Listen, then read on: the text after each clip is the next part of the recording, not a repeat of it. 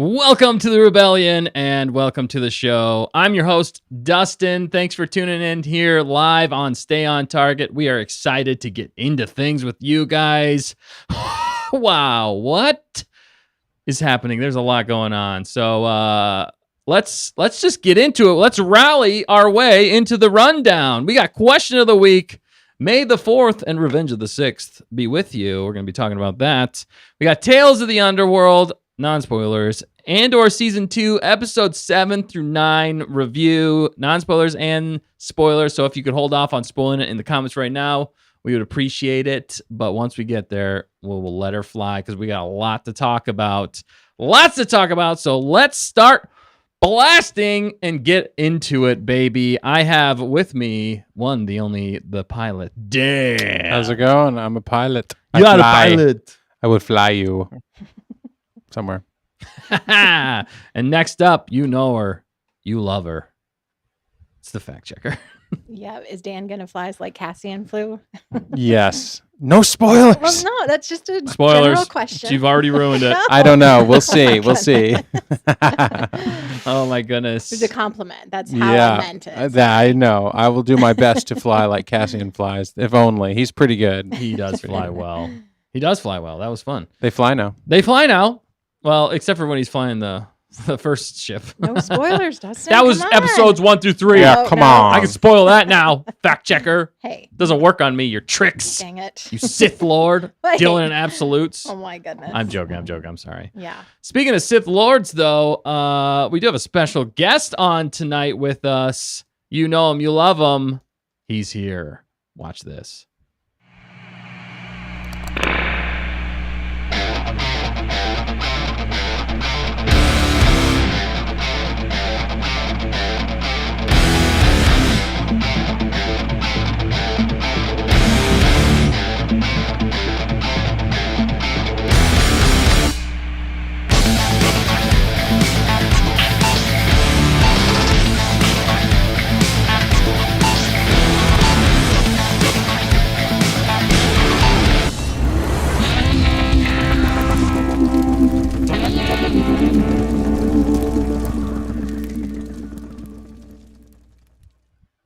It's Hot Take Hunter. What's up, Hunter?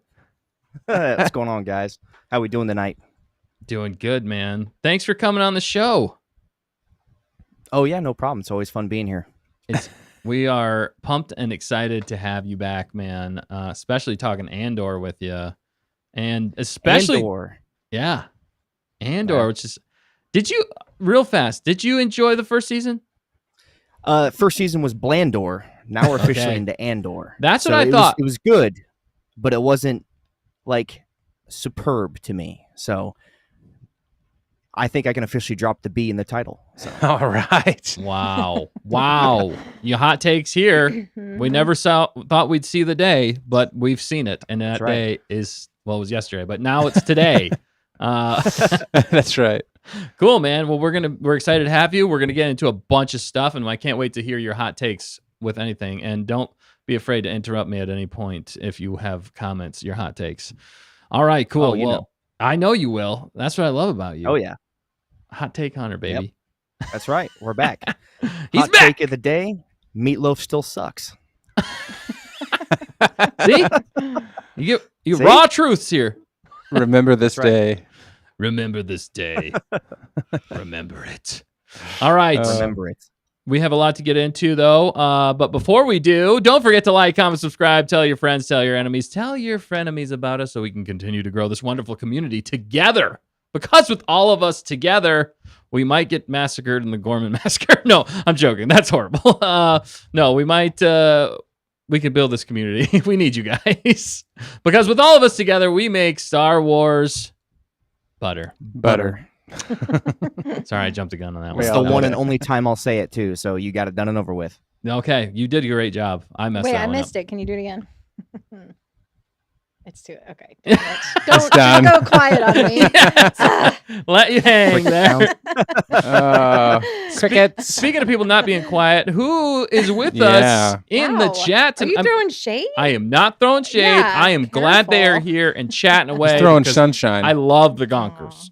I love the Gonkers, and I want to hear from them. Gonkin. Who's here with us? Yeah, well, we've got Skylark who's moderating. She's spitting fire. Well, I think she was saying that of The Hunter, goat? but yes, Yes. she is. And we also have Sonia. We've got Tamerkins, and she also said, "Remember this day."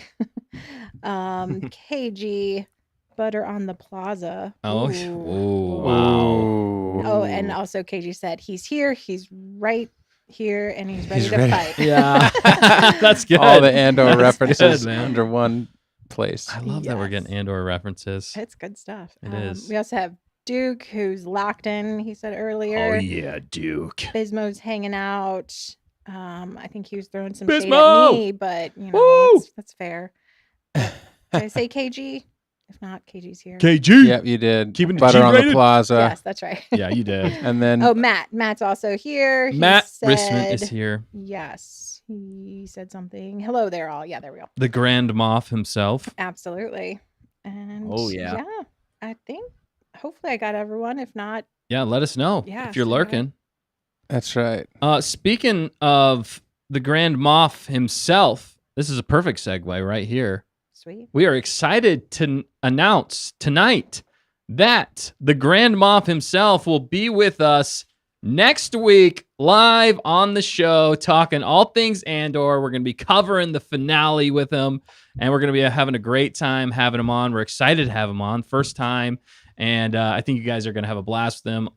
You already have a blast with him in the comments, in the chat. He's always on fire too, spitting them facts as well.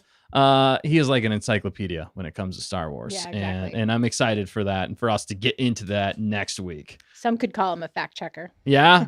Yeah. He's gunning for your job, That's fine. fact Fair. checker. Yeah. I don't know if Big brained.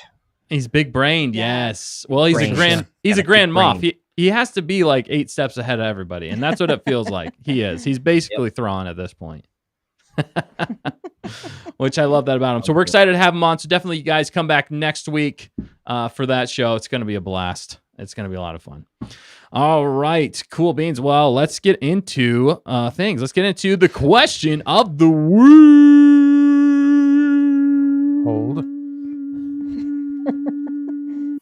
Can you speak Bocce? Of course I can, sir. It's like a second language to me. I'm as Yeah, all right, fluent in- shut up. I'll take this. Shut me up, sir.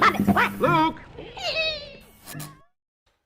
Yeah. Dan literally is like flying a ship whenever he's doing this stuff. He's fixing like 8 things while we're live. If you could see him while it's going live, we need to put a camera on just like what your hands are doing. That 'Cause actually it would be an looks- interesting live stream. It looks That would like be, you yeah. look like a person flying a ship, or no, you look like the guy from Rocket Man when he's trying to plug in all the wires and everything's Yeah. exploding around him. That's like what's Flipping happening. switches.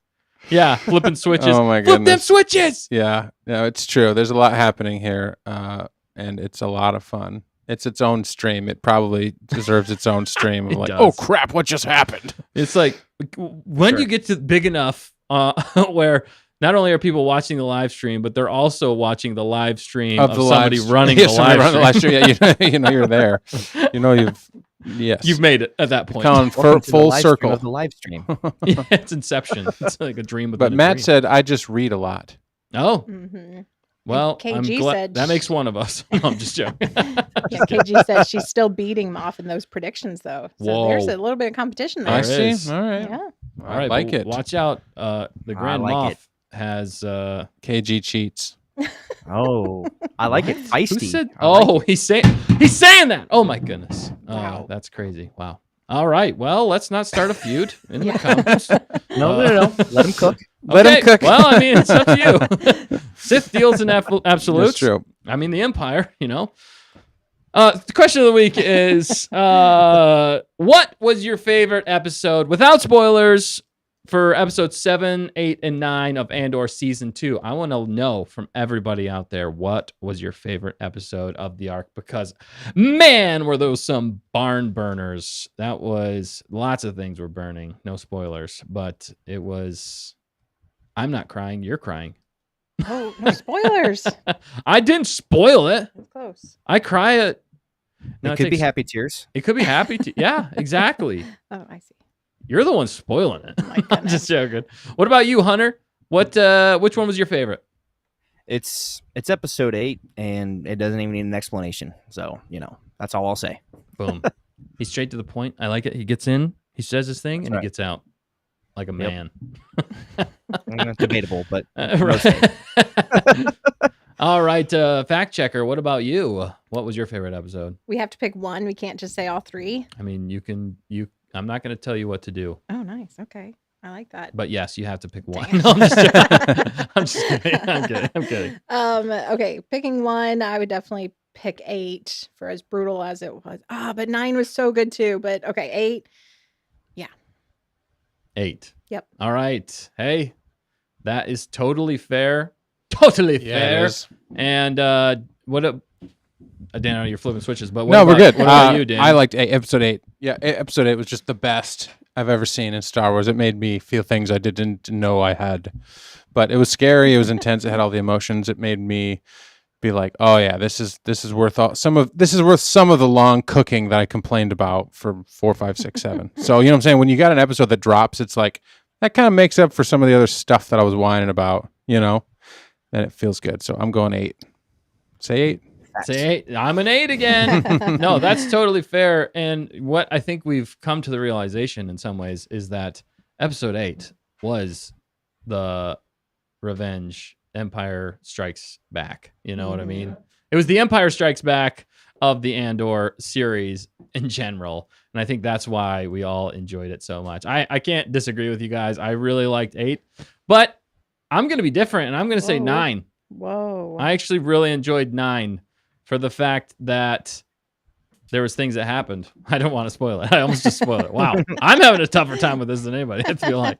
But yeah, 9 was it for me. What are they saying in the chat, fact checker? Yeah, well, we have it as a poll, and there is a 4th option there, but No, why do you do this to me? because there's 4 slots, and I like filling them. Okay. So right now, I haven't closed the poll, but episode 8 is definitely winning by far. And then in the chat, let's see, Duke said 8. Bismo said favorite was 9. Best was 8. Ooh, that's, yeah. Interesting distinction. Yeah, for sure. No, that makes sense. Yeah. I can agree with that. sounds like a contradiction. It does, but you know what? To me, that's kind of like Return of the Jedi was always my favorite growing up, just because I don't know. I like the ending. Now, arguably though, 5 is way better as far as a film goes in general, pacing, everything. It's next to a perfect film. So, but I still was 6 growing up was my favorite. So anyway, I can understand, Biz. I'm right there with you, man. We're on the same page. But Nice, you got his back. yeah, I got Bismo's back. We're friends. Even though we don't always see eye to eye, we're seeing eye to eye on this. And I said that weird. Please don't make fun of me. But yeah, man, it's hard not to talk more about this as I really want to spoil it. So we got to keep moving. Anyone else in the chat that we might have missed, fact checker? I don't want to miss anybody. Yeah, real fast. Merkin said episode 8 for the emotional gut punch factor. Ooh, yes. I hope she is recovering. I'm not crying. You're crying. Bismo. Oh, okay. KG said 8, but 9 is not far behind. That makes sense. Fair. Duke said 9 was great for Mon, but 8 was my fave. It was well worth the build up. Gotcha. Agreed. Yeah. So I think a lot of us are on the same page. Yeah, we are. Well, I mean, we're all Star Wars fans here, and it sounds like a lot of us are Andor fans, especially after this week's episode. Yeah. Because last week, it was a bit divided.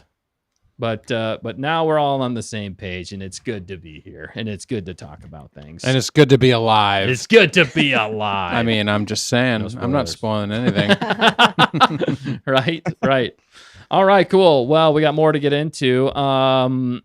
If you haven't yet, check out War of the Cosmic Tyrants. I say it every week, but that's our Star Wars D&D. If you haven't watched it yet, go watch it now. That's all I'm going to say.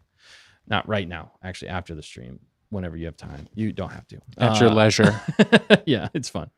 All right. And we got some HoloNet news. Let's hit some HoloNet news. Some brief HoloNet news. I know we're all excited to talk Andor, but we're going to hit some brief HoloNet news. Everything's under control. We're fine. We're all fine here now. Thank you. How are you? All right. HoloNet news was and is, what did you guys do on May the 4th and Revenge of the 6th?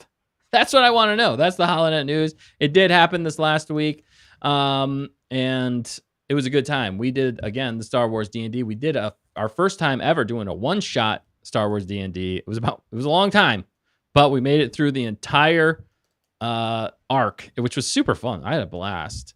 But if you guys haven't, again, that's a good one because it's one whole complete thing. Whereas War of the Cosmic Tyrants is a lot put together. But they've been fun lately. Our GM Jared has really been cooking with that, so it's been a blast. Mhm. What did you do, Hunter, on May the 4th or Revenge of the 6th? That was Sunday, right? Yes, sir. May 4th. I was nothing Star Wars related. I can tell you that. I don't know if that's illegal, but What? it's I was traveling, so I came back from Tennessee. Yeah, That's fair. and then I got attacked by a goose. That was fun. A goose? Yeah, they're nesting out in the backyard. Was it and a Sith they're goose? protected. Does Oh, that it count? was. They're lucky they're protected. That's all I got to say. All So, geese are Sith, right, Dan? Yeah. He didn't hear you. Oh, I said all geese are Sith, right, Dan? Yeah. Oh, yeah. All Sith are geese. What? No, all geese are Sith. Oh, all geese are Sith. Are geese Yeah. Sith? Geese are Sith. I love it. Yeah, they definitely are. They're evil and they want to take over the world, and they need to be. They're protected, Dan. Be careful. Oh, Unprotected. really? Yeah. They need to be Yeah, unprotected. I was thinking of a Gorman arc with the. Oh no. with the geese. Wow. I wasn't. I mean, I'm just saying that I was. Hypothetically. Yes, Yeah. they're evil. All This right. is- So no This is Star the Wars? Second time. No Star Wars, but this is the second time that goose came after me. So, yeah. About time I had enough. I'm for hire as a mercenary. I'm a goose mercenary as far as assassin.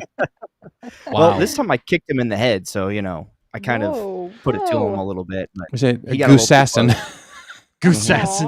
Aw. You got it. All right. Look, well, they may be protected, but they're not protected from your feet when they're attacking you. That's right. So Well, and if they that's come, kind of on them. it's he who makes the first move honks last. No, I don't know. Honks Whis- first. that I should very go much on a believe T-shirt. in I very much believe in the Cobra Kai strike first, no mercy method because the whole ideology of waiting for the first punch is just stupid. So Yeah. I'm never gonna get caught sleeping on, Right. especially when the geese are hanging around. So they're a pain, but nonetheless, I actually didn't do anything Star Wars related though, unfortunately. I did see Revenge of the Sith and see it at theaters a few days prior, so I guess that Oh, counts. Give us your review of that right now. Oh, You have 5 It's seconds. 10 out of No, I'm 10. joking.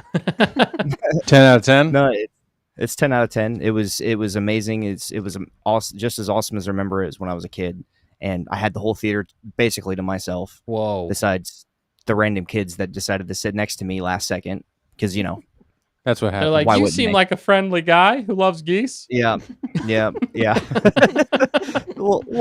Not so much on the geese. I hate Yeah, those guys. I know. But there were some details in it I didn't notice the first time around. But Oh. I guess it's just been so long since I sat down and actually watched that movie from start to finish. There's just little nuances I didn't notice. I didn't notice Luminara being on the Battle of Kashyyyk, standing there like briefly. I was just Right. like, since when was she there? Like, was she Yeah. always there? So did they add it in? Because they like to add things in. So They do. They like to mess with us. yeah, that's all I did. Geese are government spies. That's all I'm going to say. Okay, that's totally fair. And yeah, I know. Did you the thing for us was we were so many people were quoting so much of the movie as we were going, but then it was also the fact that every meme that I've ever seen popped into my head whenever it happened on the scenes. You're just I basically watched that movie in meme form is what it felt like, which was hilarious. It was a great time though. I'm glad you enjoyed Yeah. it, man. It was just as good watching it again as when we watched For it in sure. theaters. Yeah, I snuck out of work a little early to go see it. I had, I was by myself. If you've never seen a movie by yourself, try it. It's like the greatest thing in the world.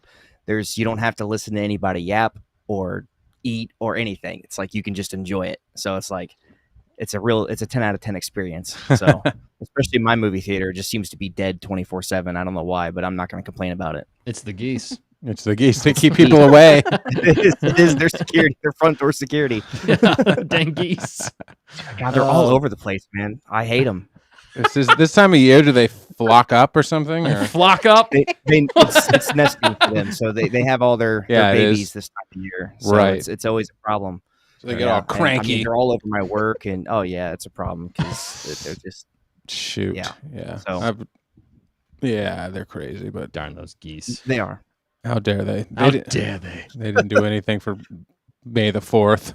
Yeah, Dan, what'd you do on May the 4th? Speaking of which, a couple of things. I think I worked on one of the Cyril and Dedra videos. Yes. And I watched some of the live stream from you guys. A lot of it, actually. Yeah, from the Great Disturbance. The Great Disturbance, yes. I did watch a good chunk of that. And it was pretty much just a kind of relaxing type of a day. I didn't get, unfortunately, a chance to watch the Tales of the Underworld yet. I know. That was on the docket, but the day just slipped away. But yeah. It's springtime up here, too, so we're kind of trying to do some things when the weather's nice. Yeah, because we're trying to get ahead of those geese before they show up. That's right. But it's always hit or miss, man. They're always right around the corner, too. That's the thing. The weather, but that, too. Yeah, right. Exactly. The weather's wackadoodle. Anybody else having some strange weather where they live lately? Yeah, seriously. Oh, yeah. Good grief. Fact checker, what about you? Did you do anything for May the 4th? Nope. What the heck, guys? We're a Star Wars channel. No. We are not representing very well. Oh my goodness. Yeah. No, I was with you. Oh yeah. Well, then that was thanks. No. You did do it. What I know. I was joking. Oh. Oh my goodness. I forgot. No, busted. Apparently. Wow. I guess maybe I wasn't there. Look, I had geese on the mind. Yikes. No. But I think, like I had mentioned, I had my stand target jewelry and some Star Wars earrings and whatever. So yeah, it was fun. That's awesome. No, I do remember that. Good. It was great. Yeah, it was great having you there. Man, of course. I didn't know that was so invisible. No, you aren't invisible. Well, I mean, we can see you, but not see you. That's true. I don't get Did you it. say not see? Oh, no, don't say that. I'm just saying. You said you could not see her. I couldn't. Speaking of Gorman, what's the chat saying? That's what I really want to get to. Who cares about us? What do they do on May the 4th in Revenge of the 6th? Yeah, well, I mean, there's definitely some interesting geese or goose stories in the chat. We got them honking. You got the gonkers honking.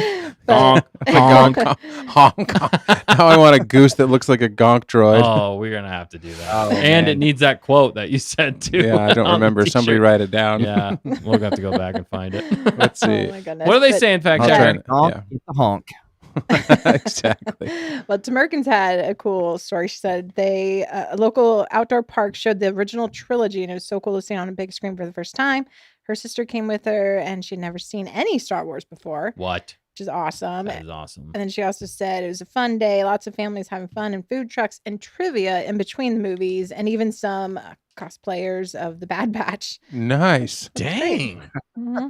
I want to go there. That sounds like a blast. Mm-hmm. Do you live at Lucasfilm Ranch? Yeah. It's like, wow, that's awesome. That sounds like a honking good blast of a time. Mm-hmm. But the geese didn't ruin it though. They weren't there. She didn't say anything about the geese, so I think she was safe. I was dangerous that it was outside. That's what was making me nervous. In a park.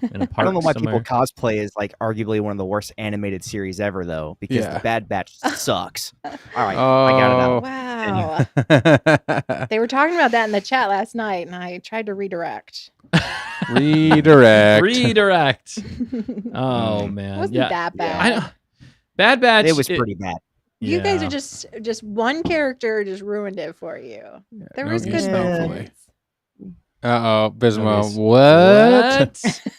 Tamerkins confirmed no geese, but the Bad Batch could have. I think again, the thing for me with the Bad Batch was just missed opportunities. There were moments in there that really that's why it was almost more disappointing, because there were moments in the Bad Batch where you were like, yes, this is epic, this is awesome.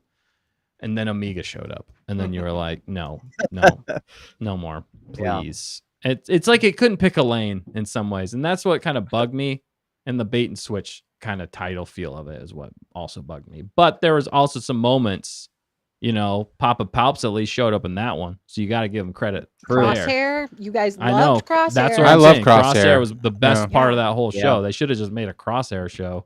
Yep. Oh, we got Elise here. Says, I spent the day rewatching the prequels. Oh, nice. Awesome. Thanks for jumping in, Elise. Yeah. That's awesome. That's what I'm talking about. That is super fun. Yeah. 100 million re-release, I saw Bismo said too. Mm-hmm. Oh, nice. Yeah. Yes. Yeah. Every season, 85% by fans on Rotten Tomatoes. For Wow. every season? The Bad Batch. Wow. Well, Fans. it is mostly kids. I feel like that's watching that show. So Maybe it's that's kind of They made have more. like 5.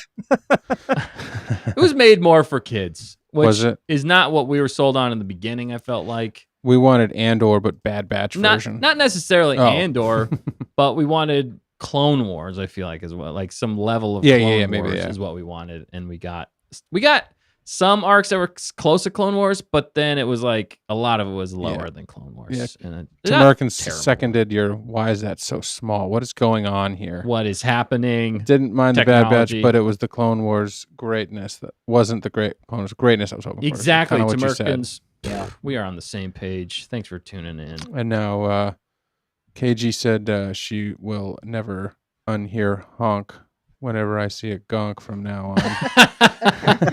That is totally fair. Love it. It's a live Glad I show. You ruined that never for you. know.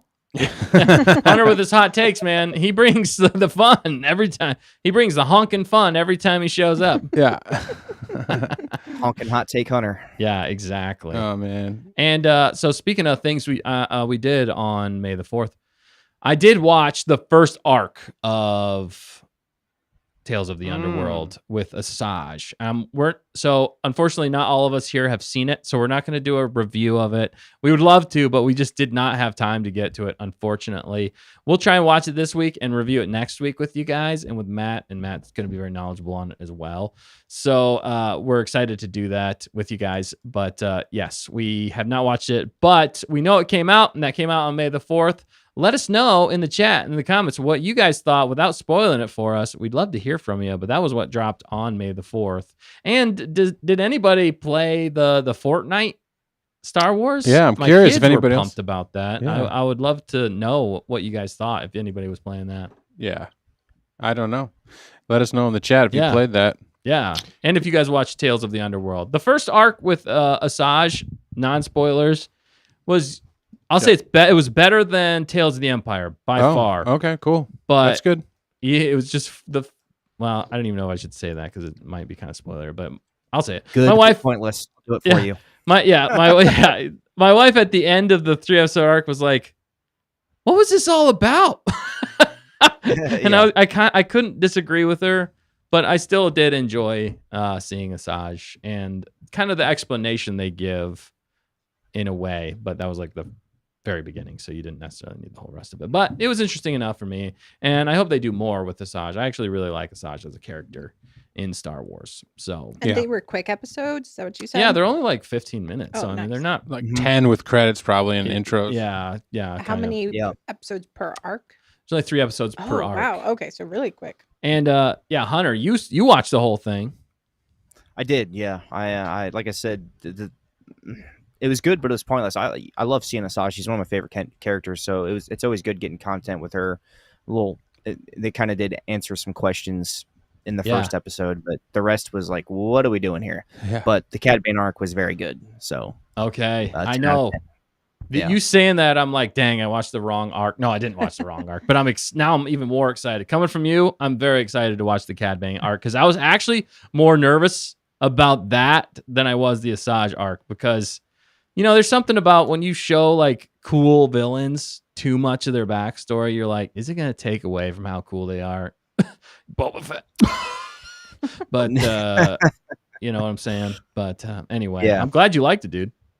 Yeah, well, it's all about the execution, really, more than anything. And they made him. I mean, he's not getting a redemption arc. We'll just put it to you that way, like the way that they made him out to be. So, which is a good thing because sometimes you just need to have bad guys, Yeah. Yes. not conflicted good guys. That's And kind of Cad what I'm. Bane's Yeah. one of the goats. So Dude, that's good. Okay, I'm glad to hear that because they do too much try to give them a relatable backstory where you're like, oh, they're just misunderstood. No, they're straight up evil. Destroy them. Yeah. You know, Yeah, there's a couple parts where you're like you can kind of relate to him a little bit, but he still took things way too far. So it's like, all right, just chill out, dog. okay. Go eat some candy. Go eat some candy. Go punch a goose. I'm just Yeah, go joking. punch a goose. That makes everyone feel better. Kick a goose. I'm sorry, I said it wrong. Although I do see a hot take here from Bismo saying that to him, he thought Tails was a nothing burger, More or less. more or less. Both arcs. Wow, that's I'm surprised by that coming from. I Bismo agree on there. the first arc, but not so much on the second. I think the Okay. second kind of tells you a little bit more how he became him. Yeah. Okay. Yeah, so. Okay. Wow. Interesting. Well, interesting. I'm looking forward to seeing it. So we're gonna watch it this week, guys, and we will be back and we will talk about it, review it with you guys next week, and tell you every single detail that we noticed. No, we'll just tell you the broad overview. Duke. Duke, what's Duke saying? Sad goose sounds. Honk. Oh, he's sad about the. That's the bad sad. review, but Speaking of sad things, we do need to keep moving here. That's sad. Yeah, that's sad that we have to keep moving. are we? I'm happy if we're talking about Andor Yeah. now. No. You'll see. I'm just joking. We better be talking about Andor. No, but before, but before we get even into that, I did just want to say, speaking of Hunter being on, we were honored and privileged enough to work with Hunter on some music here, and that song we created together was called "The Rule of Two." And if you haven't listened to it, watched the video yet, do yourself a favor and play that song while you're attacking geese, and you will not be disappointed. It is a well thought out song, and it was Hunter's idea, and we just kind of encapsulated his vision, and then Dan kind of brought it to life with the video as well. So definitely check that out, guys. And the video was actually Hunter's idea too. Yeah, that's what I'm saying. Yeah, so Yeah. it was, but definitely a collab between you guys, which was epic. And so, if you haven't listened to it yet, go listen to it. Also, you can buy it anywhere music is sold digitally. I can't say physical copies, I guess. We but need it on vinyl. We need it pretty on. soon. I need it Yeah, on we- vinyl. That'd Put it out on actually look vinyl. Artwork would look pretty cool on vinyl. Yeah. Yep. And my kids, would, yeah. when they want to rock out, they definitely put that song on as Oh, yeah. well. They're like, Dad, can you play Rule of Two? It's that and High Oh, yeah. Ground. They want to play both of Yep. them always. I like the Stay on Yeah. Target playlist. It's pretty cool. It's a good playlist. Oh, I yeah. put it on too because I forget what we did. You know, I was like, dang, that's pretty good actually. Yeah. That's pretty good. Oh man, yeah. So Yep. definitely check it out, guys. All right. Yes. Okay. We're gonna get. Still, sorry. No, go ahead. Rule 2. I don't think anyone ever guessed the nugget, the Easter egg. There's a nugget of Easter egg. No, It's the just goose. putting I that out saw it. there. It's in the background. I'm Yeah, just- we teased it about 2 years ago and never gave the answer. No, we Nobody. never did. We never gave the answer. Oh No, wow. so Should we it's- give the answer, or no, should we? it's still lingering. It's still I think. lingering. Well, I The don't first person to guess it right know. With a timestamp. with a timestamp gets something, and that's to be determined. That's part of the mystery. Let us know and we'll That's right. You do will get something. You will get something. I promise. Yes. All right. Well, speaking of getting to something, let's jump into Andor Season 2, Episodes 7 through 9, non-spoiler review. We're going to start off with non-spoilers, people, and then as quickly as we can, and then we're going to jump into these spoilers. So if you haven't seen it yet. Wow. Deal. Okay. If you I haven't thought seen someone it, was in my room. yeah. What the? It's the geese. They're clapping for me. Schizophrenia kicking in. Yeah, exactly. All right, but we're going to be not spoiling it yet. So don't worry. If you haven't seen the episode yet, we will not spoil it. And we're just going to give our review here. So Andor, baby. Who wants to lead us off? We got pros and cons usually where we start with this. Let's just jump in. Any cons? Does anybody have any cons? One Without silly spoiling it. person in the 7th episode that drove me up the wall. Yeah. But other than that, the character direction that they went in this arc, is that where we're at? Yeah, so you The can whole do the whole arc. arc. Let's do the whole Yeah. arc. We're not going to go episode by episode. We don't got the time. I wasn't a big fan of one of the characters' ending of the arc, if that makes sense. I'm not satisfied with that yet, but the show's not over, so that's very, very vague. I can't even talk about it. Otherwise, that's it. Everything else was incredible. It's just a blast. Yeah. literally. So many blasts. And just like peak. Yeah. I think you can say peak Star Wars, but definitely like maybe peak television, I guess. You know, when you Yeah. talk about like intrigue and build up and tension and like not knowing what's going to happen and the pressure, and when it finally all hit the fan, like you just didn't know, we were all scared in our seats. And that's how I Yeah. like to be when I'm watching high quality content. I don't want to be able to figure everything out, you know, but nobody knew where we were going. Did anybody guess what was going to happen last night? I mean, with those kinds of specifics, probably KG and Matt. But other than that, I think we were like, there were polls that we put up before and nobody guessed who was going to, if anybody would perish. And I don't know. It was just a absolute like crazy experience. Yeah, exactly. Yeah. So yeah, I know, man, it was crazy. You're right. It was like primetime television, definitely worthy of like an Emmy. You know what I mean? Oh, for man. what happened. And the craziest part about it is it's a prequel, and we still are all like on the edge of our seat. Like that's hard to do. That's hard to keep you that engaged. Well, that's the only way we knew, like, well, that person's probably not going to end in this particular battle. That's the only way, we would say that. You're like, well, we know they're making it out, but how? How are they going to make it out? Right, exactly. There's 40,000 paths that they could take. Yeah. I guess that's the sign of a great show, is when there's a lot of paths the characters could take. Mm-hmm. You know, and you don't know where they're going to go. That's where it's fun. That's what makes a great movie and a great storyline. Yeah. When they all have options. Yeah, no, definitely. And that's the genius of Tony Gilroy's writing when it comes to Andor, especially this arc though, man. I think it's just fantastic. But anyway, Hunter, what did you think about this arc, man? No spoilers. Any cons for you? No, not really. I think kind of Dan already touched on it. The certain character that is about as wonderful as hanging drywall was in it for a little bit. I can't really think of any other than that. I think the pacing was really good. I would argue I loved episode 7 a lot because it kind of left us on a cliffhanger, but sometimes having that suspense is nice. They don't really do that too much anymore. So it's nice sometimes they make you wait things out a little bit, and that's nice to kind of see. But I would say, as far as pros go, the acting was incredible. And I think we can talk about like the woman who plays Dedra. She did a great job kind of going through all those emotions that she had experienced through the entire arc. She went from high to a low to scared to, psychopath, everything in between. So she really crushed the acting. I mean, a lot of them did, but her specifically stands out. And she's just, because that's kind of a hard character I would feel like it's kind of hard to play, because she's pretty dead on the inside for the most part. So it's like getting someone to show emotion and kind of having a clean slate is a unique thing to do. But other than that, the music was really good. They crushed all the music, of course. Yes. But overall, the pacing was nice. So yeah. And it was nice to see some tragedy. It made you kind of feel a little bit. And a lot of times they're just too scared to do that anymore these days. So that's really about all I got for it. So no, that's great takes, man. Great points there. Some I wasn't even thinking about. So thank you for that. And fact checker, what about you? What's your take on it? Your non-spoiler take? Oh, I kind of have a prawn.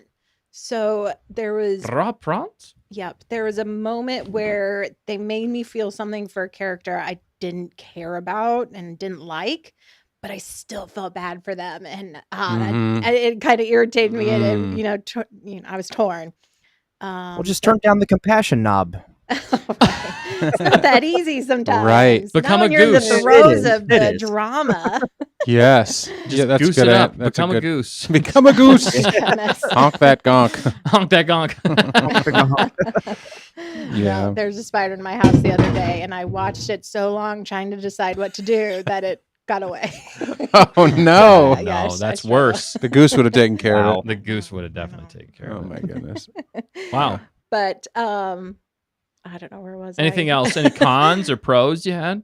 Oh yeah. Sorry. Yeah, pros. I forgive you.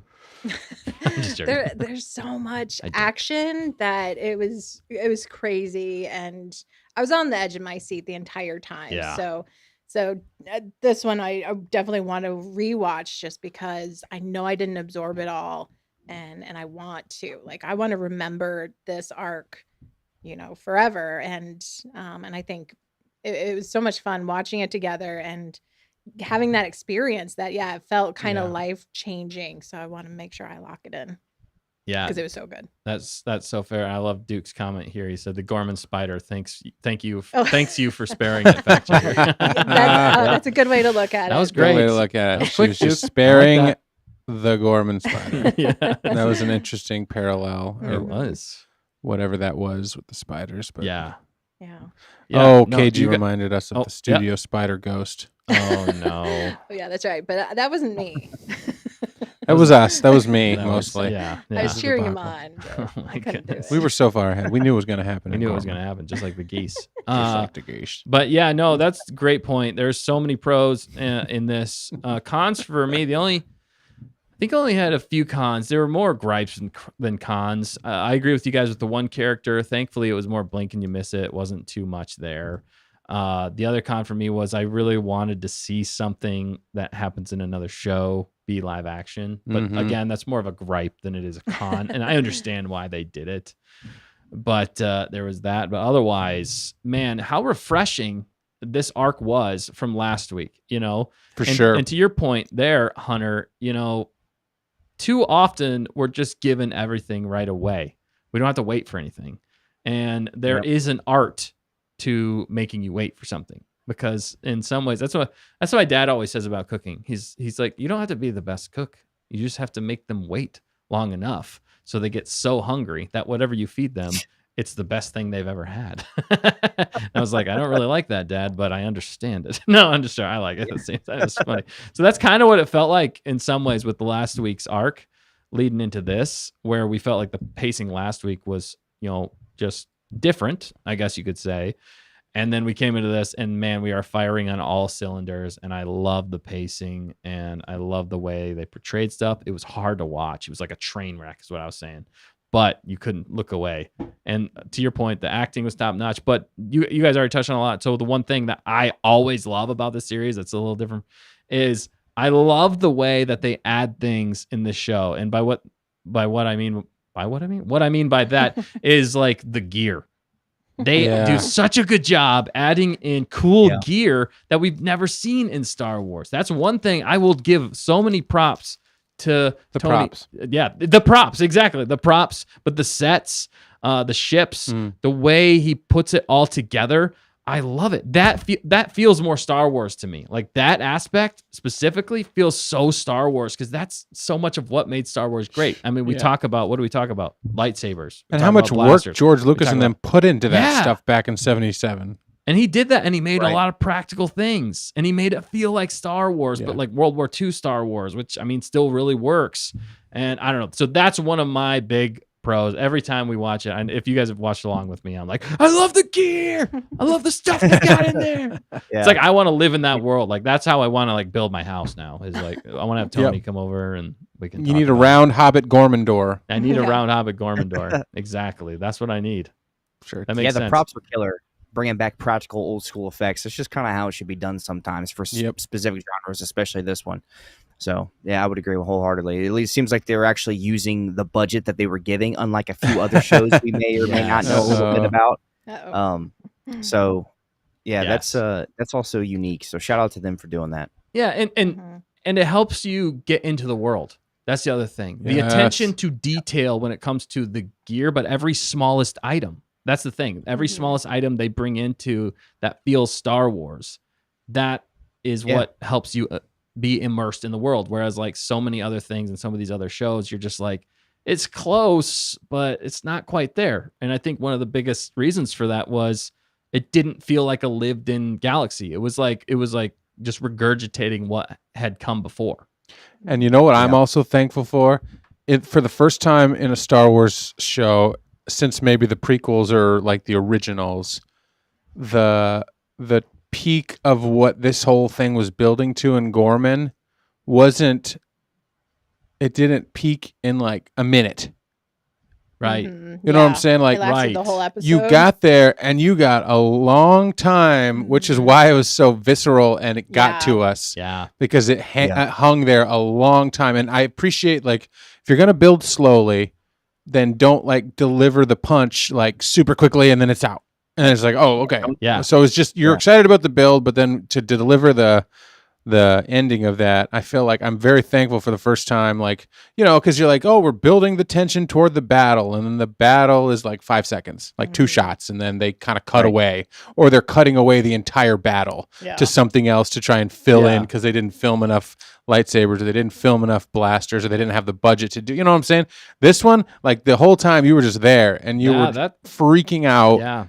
And you weren't allowed to leave as the viewer. You're like, you're gonna sit through the whole thing. Yeah. This is what you wanted. This is what you're gonna get. And we're like, I don't know if I actually wanted all this. Yeah. You're like, oh, You know what that's called? That's called crockpot cinema. Crockpot. Dude, that's a new thing. I'm digging it. Yeah, that needs to go on a t-shirt. because you gotta let it Put simmer. that on But you're so right, because the past 3 episodes were such long drawn out to build us up to this. So they actually, not only did they stick the landing for a change, they let you feel the landing instead of, it's like, you know, when you get home from work and you just instantly get out of the car. Sometimes you just need to sit in the car and breathe a little. So they did some crockpot cinema here, which is so refreshing to see, especially with Star Wars, because they've not really been good at doing that lately. So especially with the TV shows, you know what I mean? Yeah. Right. Like, with the action, because, you know, it's not spoilers, but we got action. Star Wars action, and it was it was worth every penny and every second that we got. And like you said, because the gear and the build and the characters and all the setup was so on point, that when they delivered that action, you're like, oh my goodness, this is crazy. This is what makes peak television. Like, I actually can't believe this is on Disney Plus. This is like something you would watch on maybe a high-end Netflix or HBO Max or something like that, with huge budgets, huge actors. This has everything. And it's a Star Wars thing, and this is where you can say it's a great story, just happens to take place in Star Wars, and this is what we've all wanted, and this is what we expect now. I mean, we know that it can be done. It's very difficult to deliver this kind of quality, but to pay off all of the characters, the bad, the good, all of this that we saw, and then we had time to like decompress with them afterwards, like you said about certain characters, good or bad, and oh man, it just, like, you had time to reel with them, and you're like, oh my goodness, I can't believe it.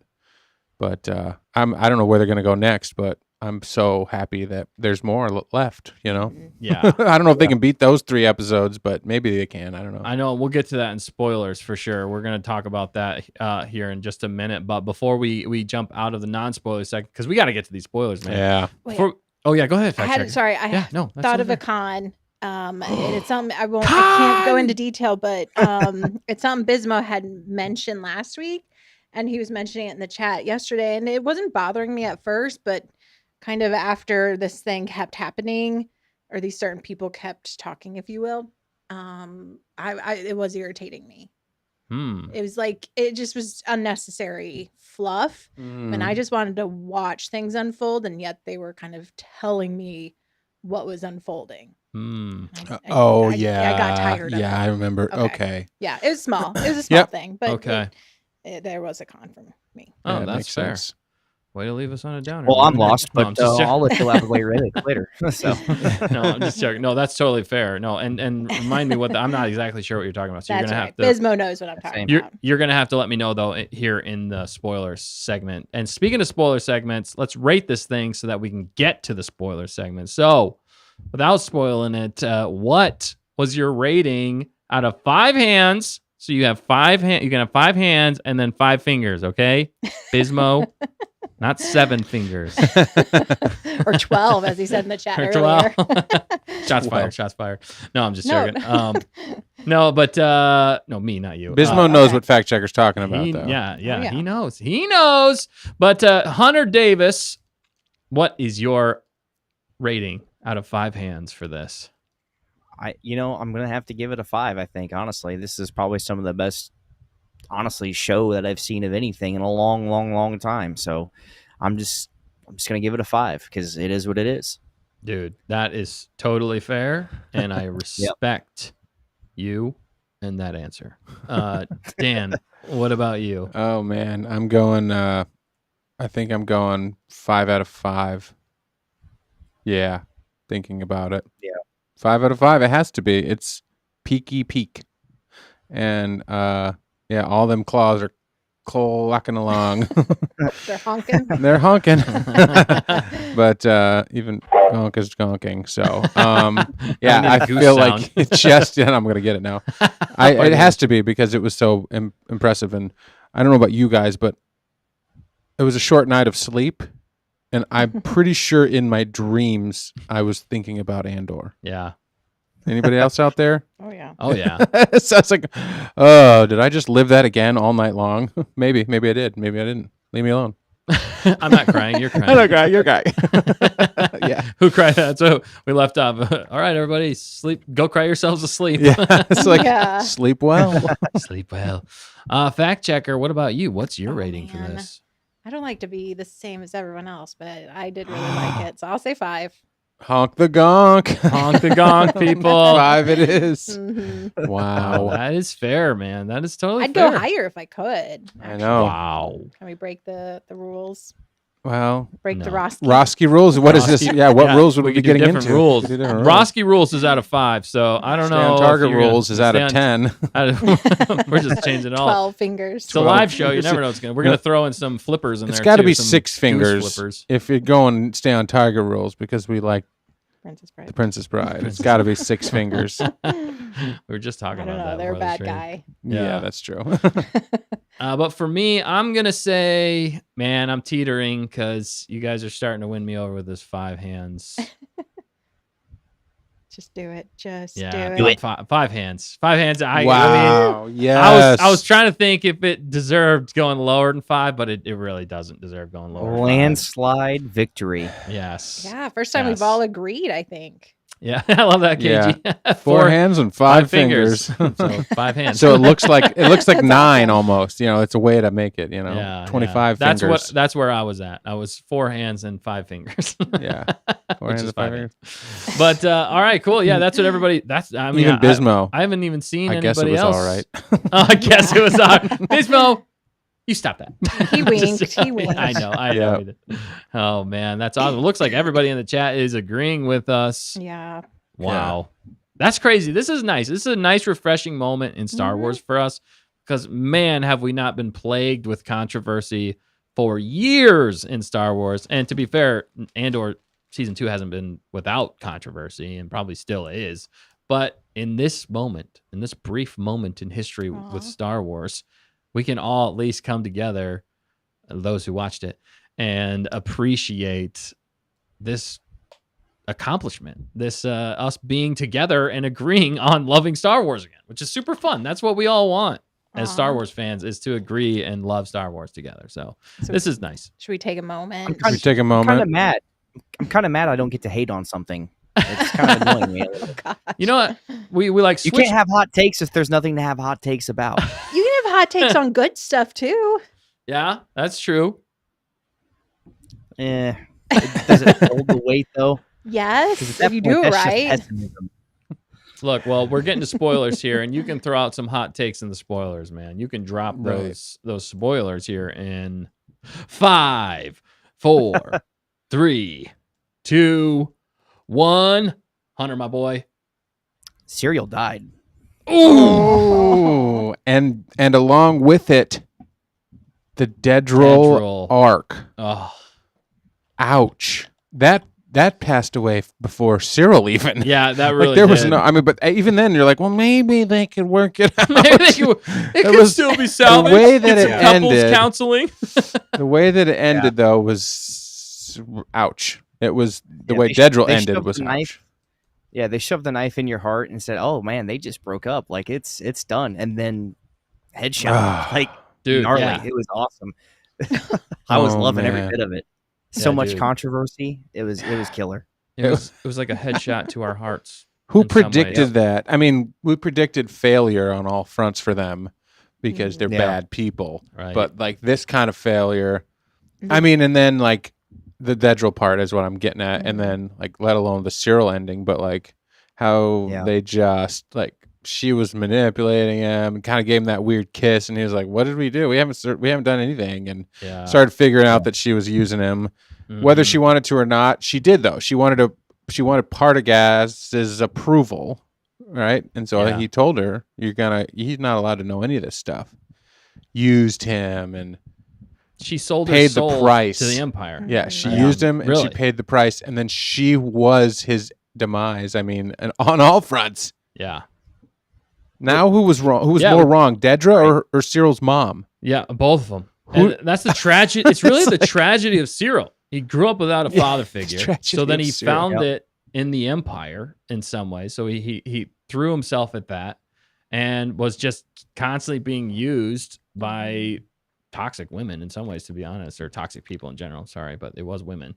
And then, I mean, it's still the Empire in general, I guess, too. But then we finally, that's what I heard in that declassified thing, fact checker you were talking about. One of the things, even the actor, I forget his name, who played Cyril, I'm sure you'll find it for me, fact checker. Thank you. He even said, he's like, we finally get to see the Cyril that we wanted to see, where he's like standing up for himself, and he's finally becoming his own man. What was, Kyle? Mm-hmm. Yeah, Kyle Solar. Yeah, fantastic actor, man. Yeah. And we finally get to see that, only to experience the tragedy of him coming into his own and then ending. Yeah, he finally had it's great. He finally had his, man up moment where he's like, I'm not taking this. I'm sick and tired of people pushing me around, blah, blah, blah. Only to have it end in the ultimate tragedy by having that French guy, the dad or whatever. Who he betrayed. Who he straight up betrayed. Oh, yeah. He was using him the whole time. Oh, yeah. Cyril was. But at the same time, I don't think, but even Cyril didn't know it was coming to that conclusion. No. So that's where he was betrayed, because he was kind of working with them, still betraying them. I'm not saying what he did was right, but he didn't realize the extent that he was betraying them. And that's where the whole Dedra manipulating him and the Empire manipulating him, he realizes how bad of a person he is, especially whenever the father, I forget his name now, but when he's throwing him up against the door and throws him in the street because he can't. Rylance. He can't even believe himself. And that dude was a fantastic actor. I love that acting. Yeah. All of those people in Gorman were fantastic, dude. But yeah, that was hard to watch. Cyril, he still chose in a way his ending. Yeah. And that was sad too. Yeah. Because he didn't have to take out his aggression on Cassian. Right.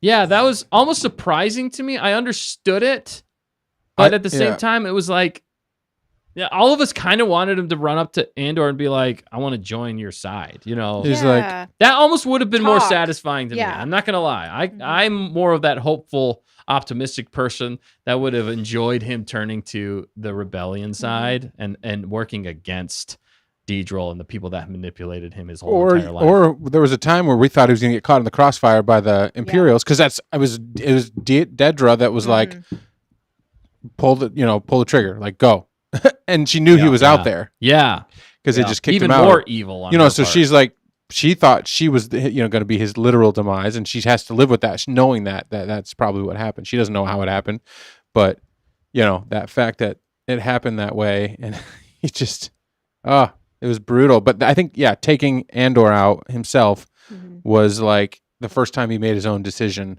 Yeah. Because everybody was telling him what to do. Yeah. And he's like, I'm going to do it.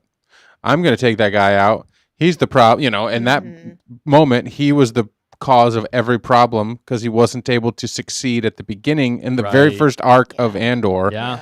And then the very end of him was trying to, like, if I had only caught you right away, and that's all of this, my promotion, the mom calling him a loser, Uncle Harlow, who we still haven't met, Dedra, having to question him and getting all this jazz, he would have ascended the ranks like he always dreamed about. And nope. And so sure enough, that the layers of storytelling that is, that's like beyond, that's like high end writing stuff that I don't understand or take the time to do, but to think of that tragedy, and I'm sure there's parallels with other Shakespearean tragedies and how these things all work together with heroes and villains, and he is his own hero, and so he was doing the heroic thing by trying to take Andor out at the end, only to be shot Ooh, in the by head, dude. That was so brutal too. It was like, oh, And After they a- showed it. How and they- awesome yeah. is that? right after a yeah.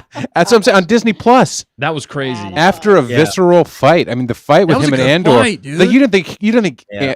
Cyril could fight like no that? way. He could yeah. barely like No.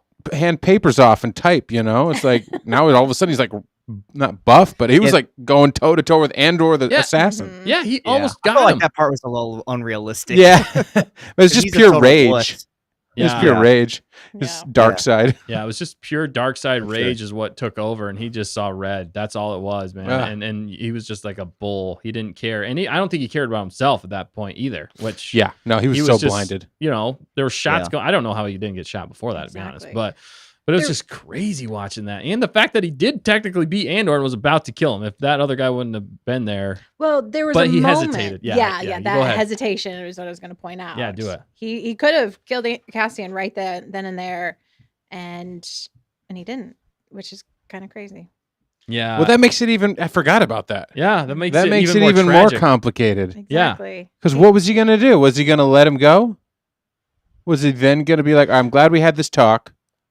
Right. He I got gotta out go. his aggression and then could release it. Maybe. And maybe he had a clearer head, and then Yeah. only to then be just Yeah. taken out by the guy. Yeah. Mhm. I mean, Well, what? It almost kind of was poetry in some ways because Andor had the chance to kill him. He had the chance to kill Cyril, and Luthen told him to kill Cyril, Oh, that's true. and he decided not to. So was it kind of a similar well. situation there? Mm-hmm. You know, so I don't know, but that's a good point though, Dan. That's a really good point. But a great fight scene nonetheless. Did I make a point? You always make great points. Oh, good. Matt also yeah. made a good point. Oh, but go ahead. There's Hunter. so many good points in the chat. I wish we could. Yeah, I know you guys are. I just on want to be fire like, in all right, the we're just chat. going to load the chat in, and then Yeah. we're just going to comment on what you guys are saying. Yeah, seriously, you guys We are. have the rapid smart firing chat. through this. Man, you guys are on. What do you want fire. me to pull a comment in or Big something? brain. Big brain. Is that what you're saying, Hunter? Mhm. Matt, you said something. Matt said. Yeah, Matt said the hesitation was because he couldn't believe Andor didn't remember him. Oh yeah, that's a good point. Well, that's what happens when you grow your hair like you're an emo rock band. Like, like he went from like fresh crew cut to like someone who would play in Blink 182. Like, I mean, what do you expect? Aw, Right. It was good. It was a good style on him. Nah, he looks stupid, but you know, Yeah. Wow. that's, Oh my that's goodness. good. Shots He fired. looked relaxed, a little bit more relaxed and like down to earth instead of the uptight. Yeah. And Yeah, pure. he was so relaxed he had to go lay down because he couldn't handle the stress. Well, I mean, he True. got- that he was a got whole laid different down. situation. Yeah. His hair was Yeah. short then. Oh Yeah. right, yeah. Oh my goodness, yeah. That's like I think somebody said it in the chat as well. That's one of the saddest moments is we won't have those awkward dinner moments Mhm. anymore. And how? Yeah, Yeah. Ellie said that. And who was it that you were feeling bad for? That you were Yeah. mad that you were feeling Yeah, bad for? his Fact mom, checker. Edie. His mom. No, I Yeah. didn't. I didn't like her this entire time. I mean, she was funny, of course. She was funny, man. And whatever weird comedy it was is interesting to watch, but she Yeah. aggravated the crap out of me because you could just see how she tortured Yeah. her son. The way she was so manipulative with him. Yeah. Well, But at he the is the same way he is time- because of her. Yeah, but at the same time, he's trying. Like she really does want the best for him, but she's just really Does she? annoying. I don't know. She wants what's best for her, which means he needs to be successful so that she looks good to Uncle Harlow Exactly. or Or whatever. her friends. That's She's true. she's a grade A narcissist. I feel nothing for her. So you Yeah. know. I mean, but the tears, I got to admit, the tears at the Yeah. end was when Great she was sitting there. Yes. Yeah, it was great acting. And when she was Mhm. sitting there with her friends or whatever, like that, you know, I don't know what it was with that group of women that she was with. I was like, it just felt like like you just found out like your son was gone at war and he like passed, and the ladies come all and they Yeah. bring him food and everybody's eating or whatever. I don't know. It was like that. It was like, wow, why do you got to do that? Yeah. Because she deserves to be sad, and she deserves to be like, well, you like, okay, yeah, you wanted him there, but you know, who was worse, her or Dedra to Cyril? They're both Right, they equally both- Mhm. bad. We could write a Technically- book on this. Technically, Dedra is Yeah. the worst because she got him killed and True. made the order to basically take Yeah, him out. yeah. And this other sad part about it, the tragedy is technically Cyril saved Dedra. Is he was literally about to shoot, Actually, Dedra, yeah, that's and- true. Mhm. and then he took Andor out. That's true. So- I mean, that You'd that also felt. argue yeah. though. Well, you could also argue though that if she would have been a better mother to him, he would have never ended up there to begin with, as Great well. point. Yes. Exactly. Great point. Yeah. And there's a gigantic difference between like, you know, a handful of years of mistreatment compared to like 30 years of mistreatment. So yeah, that's it starts. fair. I mean, yeah, it starts at home for sure. It does, yeah, for sure. It's how you're raised. So Yeah. much goes back to how you were raised. And same with with her, Dedra. yeah, she was raised in the Empire. I mean, what the heck is this? Are we, you know? I love Matt's comment, bringing the comedy to this. Well, maybe Edie moving with Dedra now. It's like a mother-in-law. Were they wedded, or were they just? No. Is there a no? They weren't. But yeah, Bismuth says she evil. She gonna use this to make her status in the Empire higher. That's true. That could you imagine that wedding? That would be great.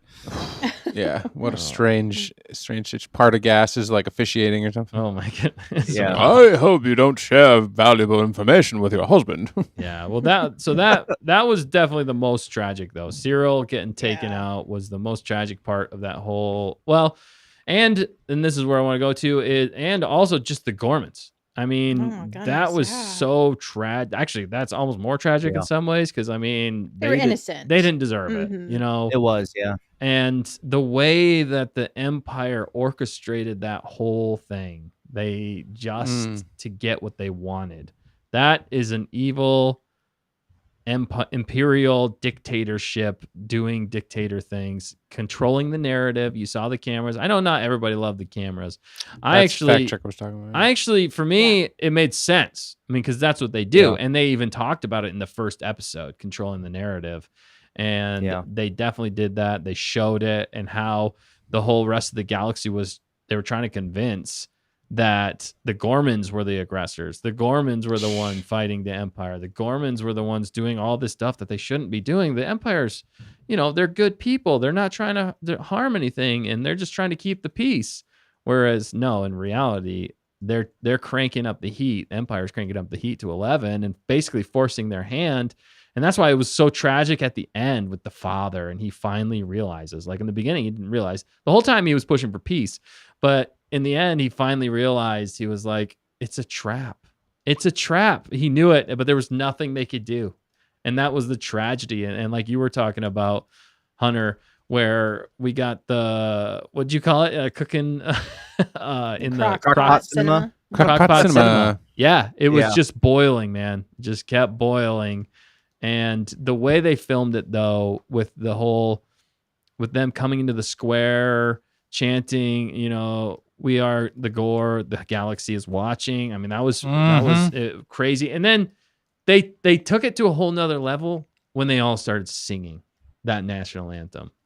And dang, man, that was, and you knew it was coming. So it was so hard because you're like, oh, these poor innocent people. And they're just trying to stick up for themselves and for where they live, you know, and they're just being totally used as pawns. That's like the sick, evil Empire at its full height. And that dude that was smiling. Oh my goodness. They kept panning to him. I was like, that guy's got to go. I know. You wanted him to go. You wanted him to go. You're just like, stop smiling. Like, but it made you feel that. Yeah. That's the genius of it. Because it felt like Tony Gilroy's like, he said, you're watching this show, you want to watch Andor? All right, cool. All right, you're gonna root for these guys. You're gonna root for these guys. You're not gonna be sure about Cyril and Dedra, but I'm gonna make you feel like they're human, and you're gonna like them. And then I'm gonna put you in the middle of the massacre, and I'm gonna see if you can get out as a viewer. Yeah. And I was like, I can't get out. I can't get out. Right, there's nowhere to go. Like, then like the brutality of like when the one lady that they were talking about goes flying with the crunches and everything. That was one of the roughest death scenes of the whole thing. And then you know the various, and then the way that it started with that one guard getting sniped by the Empire. That Channel 5 or whatever. That's what secret government agencies do. That's the thing. Like they portrayed that very well because that is real. That happens in real life. So it's easy to mimic it when it happens all the time, you know. Yep. Yeah. If anything, you should be taking notes about this show because there's been an insane amount of realistic things that have happened in this show that have happened in the real world all over the world. Yep. And they've really did a great job making you hate the Empire. Like they really want you to hate them. I mean, they've established that right out of the get-go, like where, you know, in Rebels, and it's like a lot it's not as in depth. Right. But like this whole show's been just pure in depth hatred. It shows you the stoops that they're willing to go, about how they're willing to abuse their power, and certain individuals abusing their power. That happens every day in everyday life. So it's relatable on that aspect of things too. Yeah. So I think that's like one thing that they're really crushing with this particular show when it comes to showing just how sick and twisted they are and how far they're willing to go to, put their foot down even further on their throats. And the brutality of it just shows you even more of how nasty it's been. So, which we haven't really seen them demonstrate in Star Wars, really. So, No. Yeah. Which to Tony Gilroy's point, well said, very, very well said, Hunter. And to Tony Gilroy's point, in some ways, even just this arc makes us view Rogue One and Star Wars from a different perspective now. They are evil. This is not an ambiguous, like, oh, they're just misunderstood. They're looking for, peace in the galaxy, prosperity. It's like, no, they're straight up evil. Come on. That was straight up evil. Not everybody in the Empire is evil, but that was straight up evil right there. You can't deny that. So, I mean, it's made me rethink about all of it, to be honest with you. And I guess that's a good thing in a way, because like you said, when you're dealing with other certain shows, they mention things, but they never go into detail. Like, they mentioned the massacre that happened in our Operation Cinder and Mando, and they've dropped little Easter eggs here and there, but they've never physically shown you what's going down. So brutal, but necessary. So I saw that. Yeah. And Tamerkins had a good point here. Yeah. The absolute worst part for her was Deidre trying to escape her Imperial uniform, but also straighten it out and just being completely gutted in that safe house. That was a rough scene. Like, I was not expecting that obviously we saw it in the trailer, so we recognize it, but the weight and the impact of that, you're like, what? She is a psychopath, but feeling emotions. It's like, it was a weird scene, but oh man. And that goes to show you how great of an actress she is, because she's literally trying to show people what a normal trauma response would be to that particular situation, because she's still human and she still has morals, just no matter how deep they are in there, they're in there somewhere. So it's like, she's not, and she's never been put in a situation where she's never really had to experience this. So she doesn't know how to act. So that's kind of why you see her being all frantic about her specific movements. Right. Yeah. Well, it's like your body has like responses to things like stress and trauma and all that stuff. Like, you can't control, like, her brain has been programmed to not feel or care. Yeah. But then that was like the craziest acting, where like literally, she couldn't, like, her brain couldn't shut off her response in that situation, which is crazy. Like, how many takes did she have to, like, what do you look up to do? I mean, I was telling somebody in the chat, like Duke, I was like, it reminded me, this is me, of Joaquin Phoenix in like The Joker. Some of like the physicality of that, and like when you're that twisted and evil. The first Joker. What's that? The first Joker.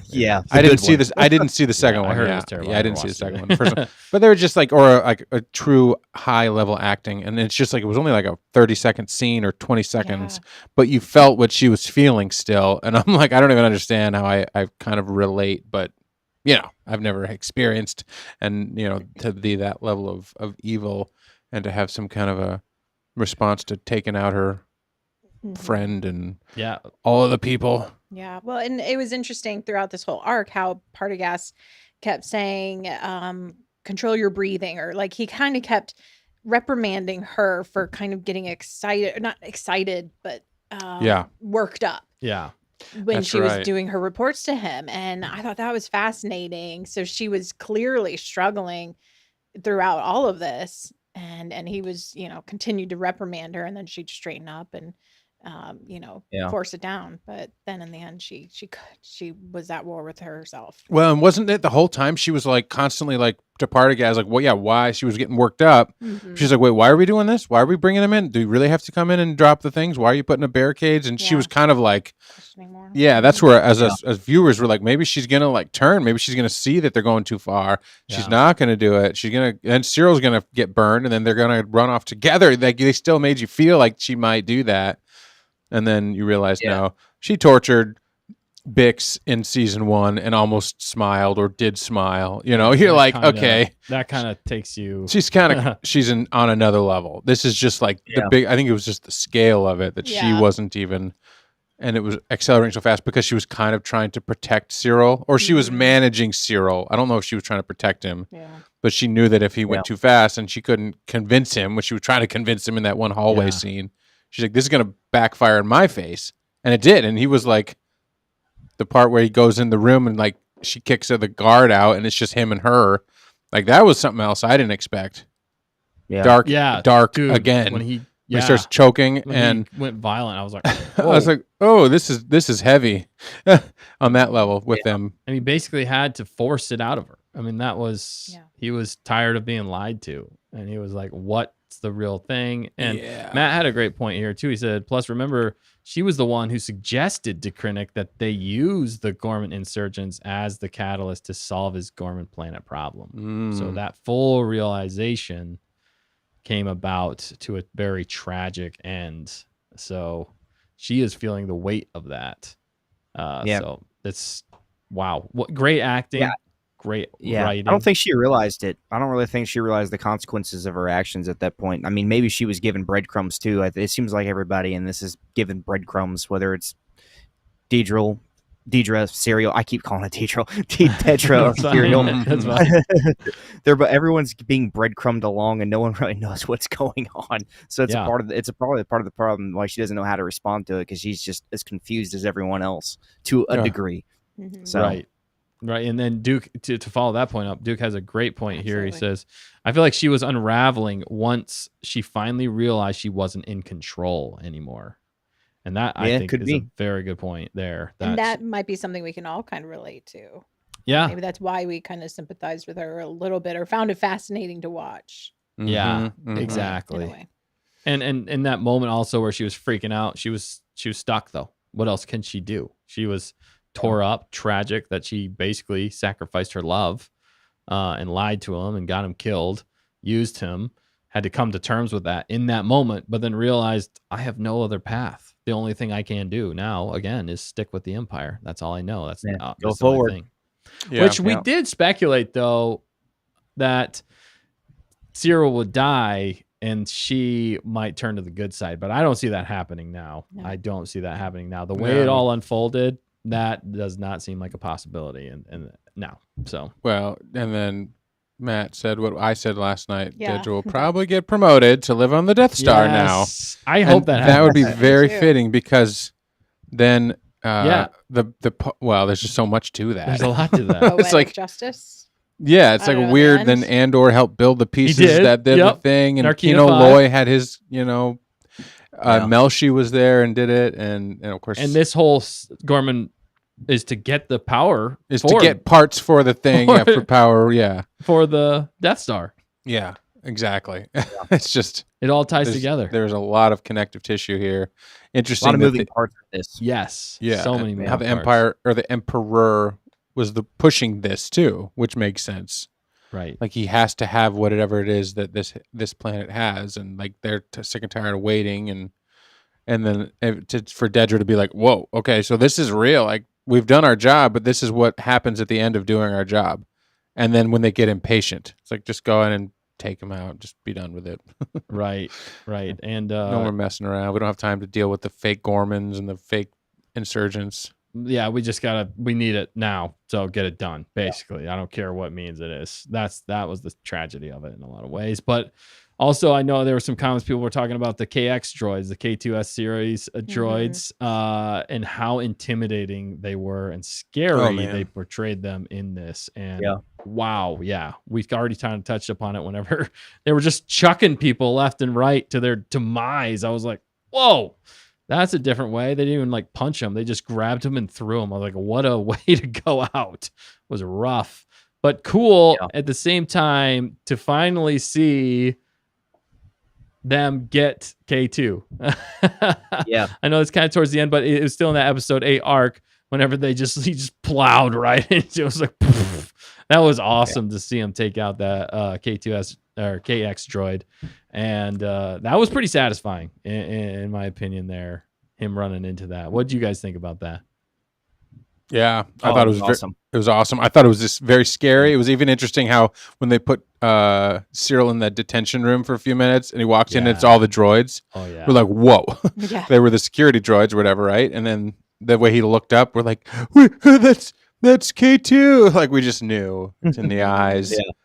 And then the fact that they started wrecking shop, and it's just like any good villain, you know, when they're doing a battle, they're like, they always have, it was like that in the prequels, right? They would send in the B1s and then they would bring in the B2 battle droids. What were the rolling ones? Oh yeah, the hunter or the Droidicas. yeah. Yeah, you know what I'm saying? But it was always like the dumb little B1s that could do nothing, and then they'd be like, bring in the ones, and then the Jedi was like, crap, you know? So very, very Star Wars sequentially, they always have a one-up, you know, in a battle situation to bring in the reinforcements. Yeah. And that the sound design I love too, the way you just hear it, because there was no music. I gotta look. I don't think there was any music during the entire Gorman massacre until it was done, and so that's like. Yeah, if anything, it was just like drums or something. They talked like about that. it in the Unlocked. Really? That no music? The music. Oh. Or about the music, About how the music, they did yeah, it. Yeah, yep. it was very carefully crafted. It was. That sequence though, when they came out, was close to a Vader sequence. Like it was just, they were unstoppable. There was like nothing you could do, but almost accept your fate with those. Yeah, pretty much. Those KX droids. Yeah, that was pretty epic. Except what Andor? What do you think he's gonna do? Like it wasn't working. Yeah, like, I know.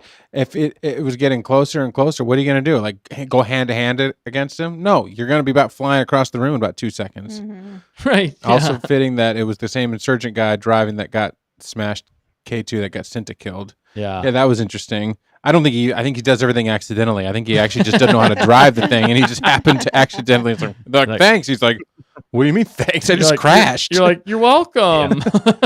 And the car was obviously drivable still, or the tank or whatever, or was that like one of the transports that they stole stuff from? No, that was the troop transport that brought in those green. That was the other crazy thing that brought in those green recruits, and those recruits were literally just cannon fodder.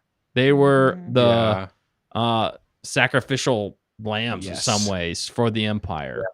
And even that one dude who was in charge of them was like telling them, like, these guys aren't ready. This isn't this. And they're the guy that's doing the smile. He's like, I know, that's what I want. I want them to go out.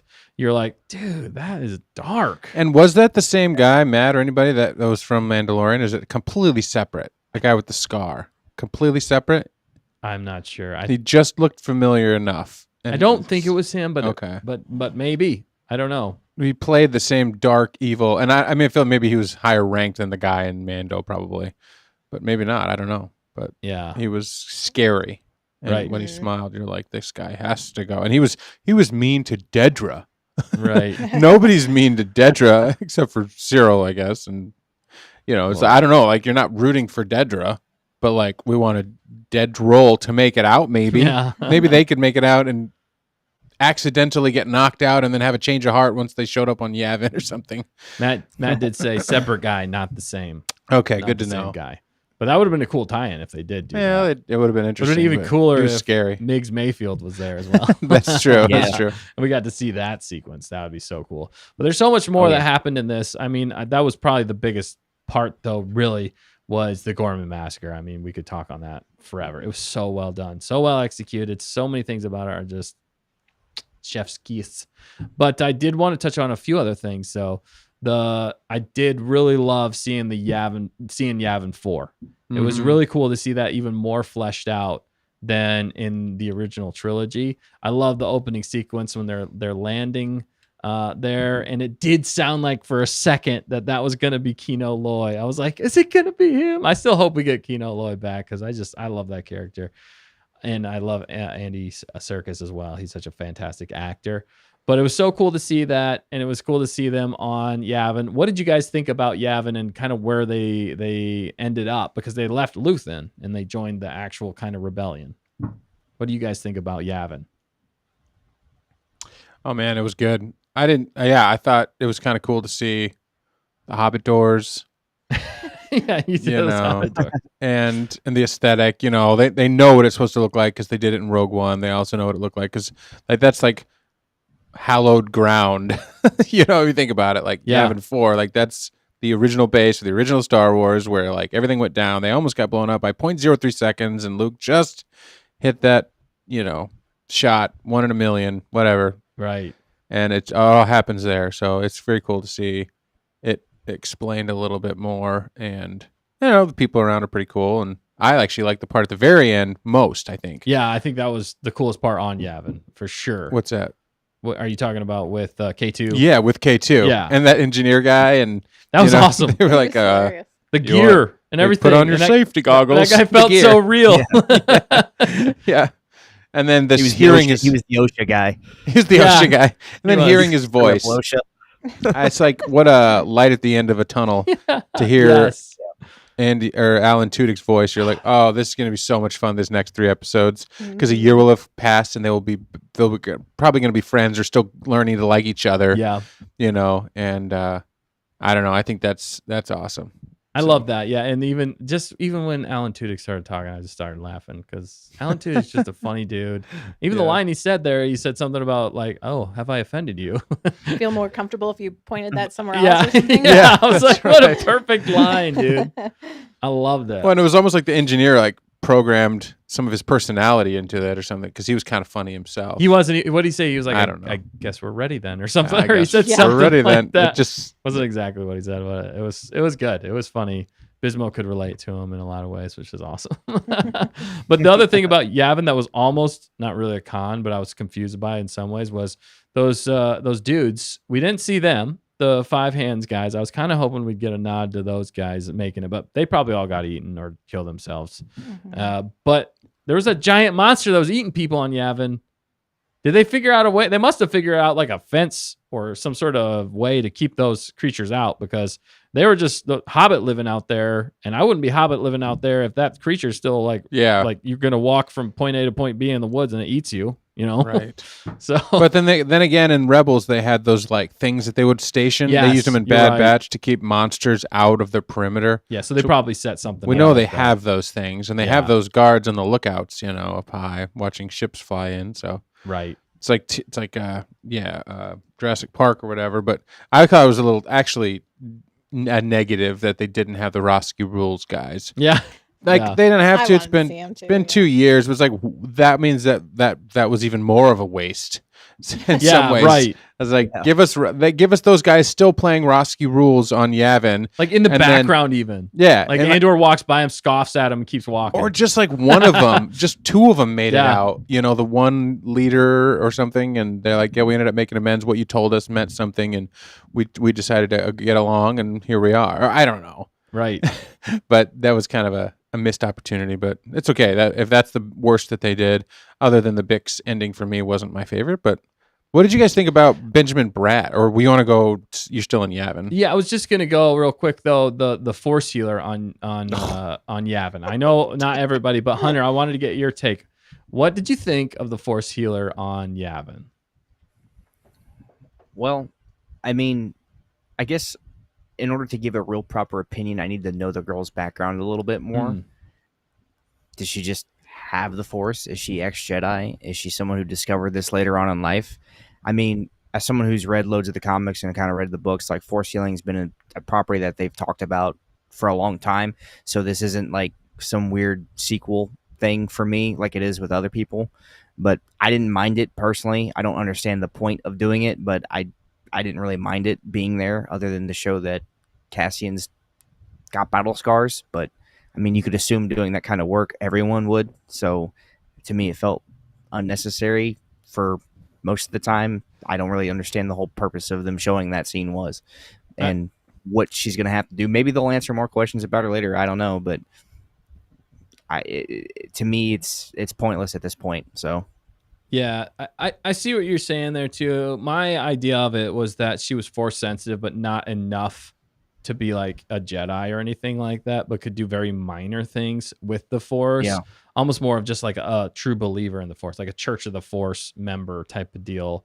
That's kind of what I felt like. But obviously she could tap into it, and that's why she could Like cheer it M-way? kind of like cheer it, but I think but actually had a little bit more Force ability, not ability, but could sense it more. She was at least a lot more sensitive to the Force for the fact that she knew what was going on with him. And I really think they only set that up for Bix leaving. I think that was really the only reason they brought her in, was to give Bix a reason to leave Andor. Mm-hmm. The biggest problem I have with the Force healer, in my opinion, is it takes away in some ways from the Anakin arc, because I mean, if you have Force healing in the Jedi and they can keep people from dying, then wouldn't he just figure out how to Force heal his own wife and not turn to the dark side? Yeah. So Yeah. that's there might be a better explanation behind all that, but whenever you do that, because I've seen some hilarious memes and shorts about that, because the sequel trilogy that Rey could just like Force heal people, Right. and then it shows Anakin, he's like, that's a thing.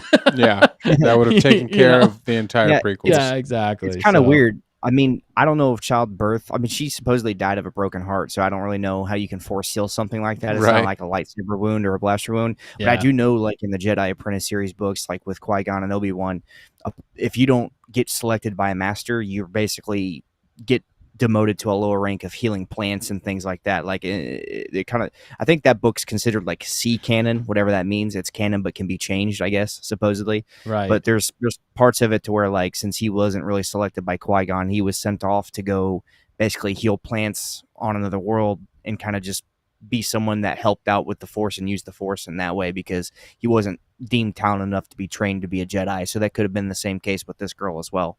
But yeah, I suppose I never really thought about the Bix thing. But I mean, her leaving in general is kind of like, really, why are we doing this? But whatever. Yeah. So that felt a little convenient. I understood it, but it was still felt a little convenient for me that I just felt like it was, I agree. It was like we've seen a lot with Bix in this season, and it started to, like, we had the drama in the first 3 episodes because it was drama and it was something that kind of pushed the envelope. Was it for pushing the envelope's sake, or was it because it was necessary? I don't know.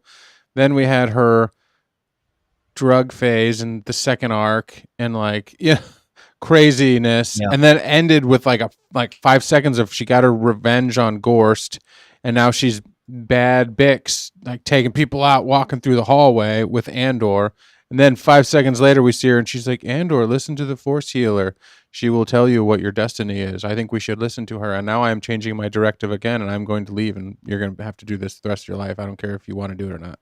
Yeah. I don't know. It seemed to very much like, for me, I was like, at that point, I was like, all right, just pick a lane here. Yeah. Like, make her a soldier now, like leading people in the Reavin, not homemaking and talking to Force healers and going on that. You know, like they built her up for nothing. It seems like her redemption would be now that she's like a commander in the army, and now her and Andor, you know, they're worried about her, and that would make sense that she died in a battle or something. That would have made more sense because that's where she was leaning. Like, that was how she got back, because now she wants to fight. She told Andor she wants to fight, not like that's how they left fighting. Off the arc. She wants to fight by leaving the island and making him do what he doesn't want to do. He wants to be with her. Well, you can't do that because I say you can't. And Force Healer Lady says you're special, so I got to listen to Force Healer Lady. To me, that's a little bit. I know everybody disagrees with me. You don't even know, by the way. What's that? Yeah, you don't. Yeah, exactly. And Andor disagreed. Andor disagreed. I'm like, do you care about Andor's opinion or just your opinion? So to me, that was my least favorite part. The one gripe that I have. Now, it could still be resolved if Andor like chases after her, or maybe she does become some kind of a leader off world somewhere else. But I don't know. I just like the Bix arc kind of, to me, was like a weird ending. It felt like felt like forced drama in some ways, unfortunately, with Bix. Like, pretty much everything that happened after season 1, just in season 2 with Bix, just felt like forced drama. Like I felt like you could have left a lot of it out and it still would have been just as good. Or like you said, Dan, make her more prominent as a prominent figure, you know, and then she has to go do something else. And and then that fuels his fire to fight the Empire even more, because he's just literally lost everything because Bix dies, instead of just leaving, which we were all like, well, couldn't he just go find her? And even you, Dan, we were like, as a man, like, I go find her. Like, Yeah, exactly. If you're that much in love, He finally realized. I ain't letting that thing walk away. He finally realized what he wanted to do. Like, he was done. He told Luthen he was done. He told Clay he was done. He told everybody. He saved Mothma. He goes back to talk to her, and he's like, all right, I got it. We're going to be like, go live peacefully and da-da-da-da-da. Now, obviously, I guess if you take him out of the equation, then the rebel plans never get saved, and then Luke never gets a chance. So in the real storyline, you have to have him in the rebellion. He can't just go live happily ever after. But I don't feel like they had to take that ending with Bix, and like she makes her own decision to. Yeah, somebody said, I which think KG forces him to do. Yeah. I did think it was a bit weird that she chooses the rebellion yet leaves the rebellion. Right. So it's kind of like, you're confusing me. Is she mad? Is she sad? Is she happy where she is? Is she a fighter? Is she a peacemaker? Where did she go? Is she now going to become a force healer with that other lady and go train to become? Maybe Luthen's the one who pulled the plug on her because she was a distraction.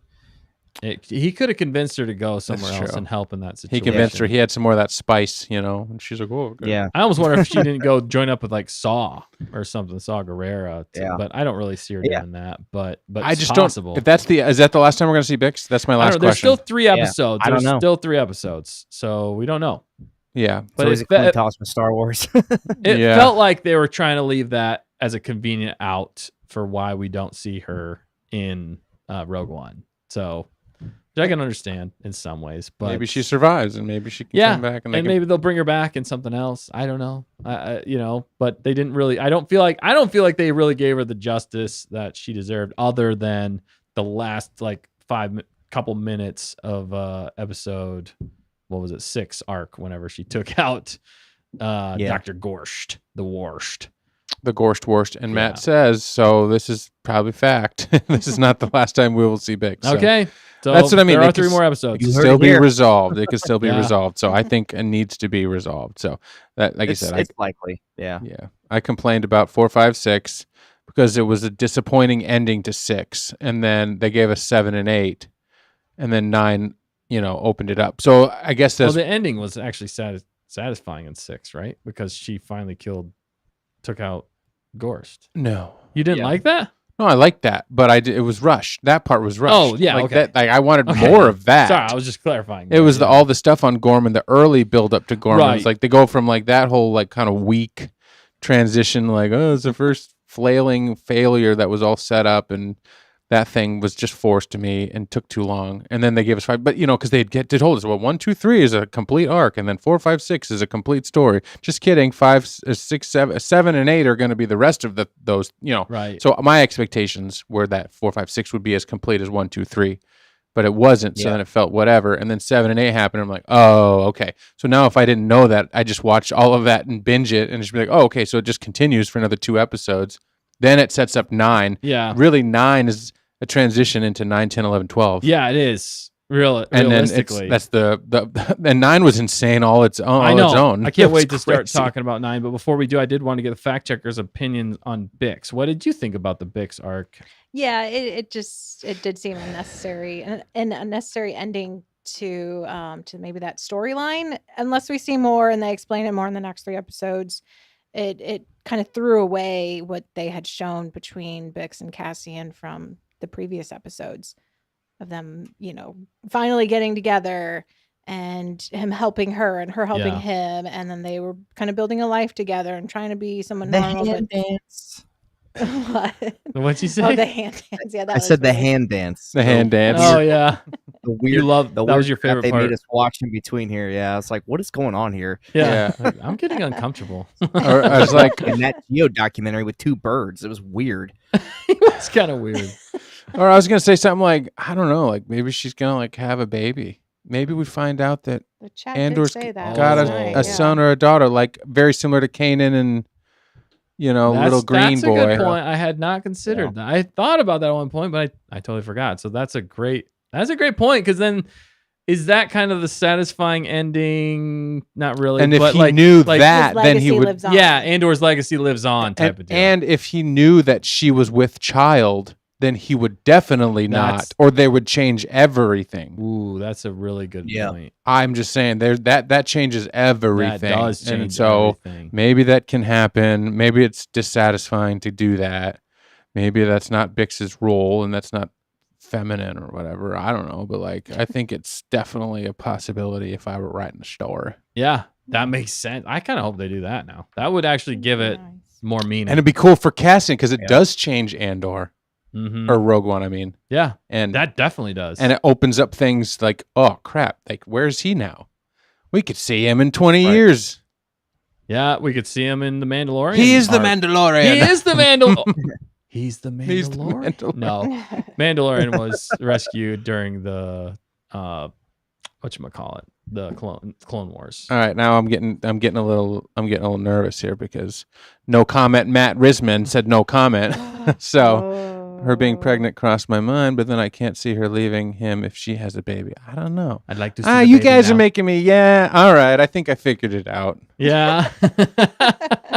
but I'm happy about it. Yeah, no, that's pretty satisfying in a lot of ways. That makes more sense and it helps retroactively, which, again, to be fair, we haven't seen the end. So, Yeah, I know. and even with last week's episode, we were like, hopefully it's just a slow burn. And then we Right. did this week's arc and we're like, okay, yeah, I know, the slow right? burn. I'm fine with the slow burn now that we got this. Like, what a terrible ending to episode 6. They're like, well, that's not the end of the movie. That's not the end of the show. Right. What episode 9? So Yeah. what a terrible ending to this thing. It was like, well, there's still Right. 3 more episodes. Okay, well, give us the 3. Trust him a little bit. Yeah. We'll be Yes. patient. You delivered something crazy good in the last 3. Yeah, and speaking of the last of the episodes, we got to talk about Mon Mothma, and we got to talk about everything that happened and Yes. why 9 for me was my favorite. Although again, 8 was superior, but 9 to me was my favorite just for the fact that, oh man, we finally got like a bigger galaxy stuff going on in Andor, and we got to see it even through the eyes of Andor, which is just like not a regular dude, but a behind the scenes, like a operative who's there to help, and the intrigue that's happening behind the scenes, and how she made it out of there alive, and how she had to go through that ordeal. But it was awesome to see her epic speech in the Senate, Yes. live action. And the way Yeah. she called out the Emperor, yes, and how they were trying to shut Oh, off the stream Yeah, or that's the cool. shut it down, and they couldn't shut it down. I loved all of that. Hunter, what was your take on episode 9? Did you like where they took Mon Mothma and how they handled that whole situation?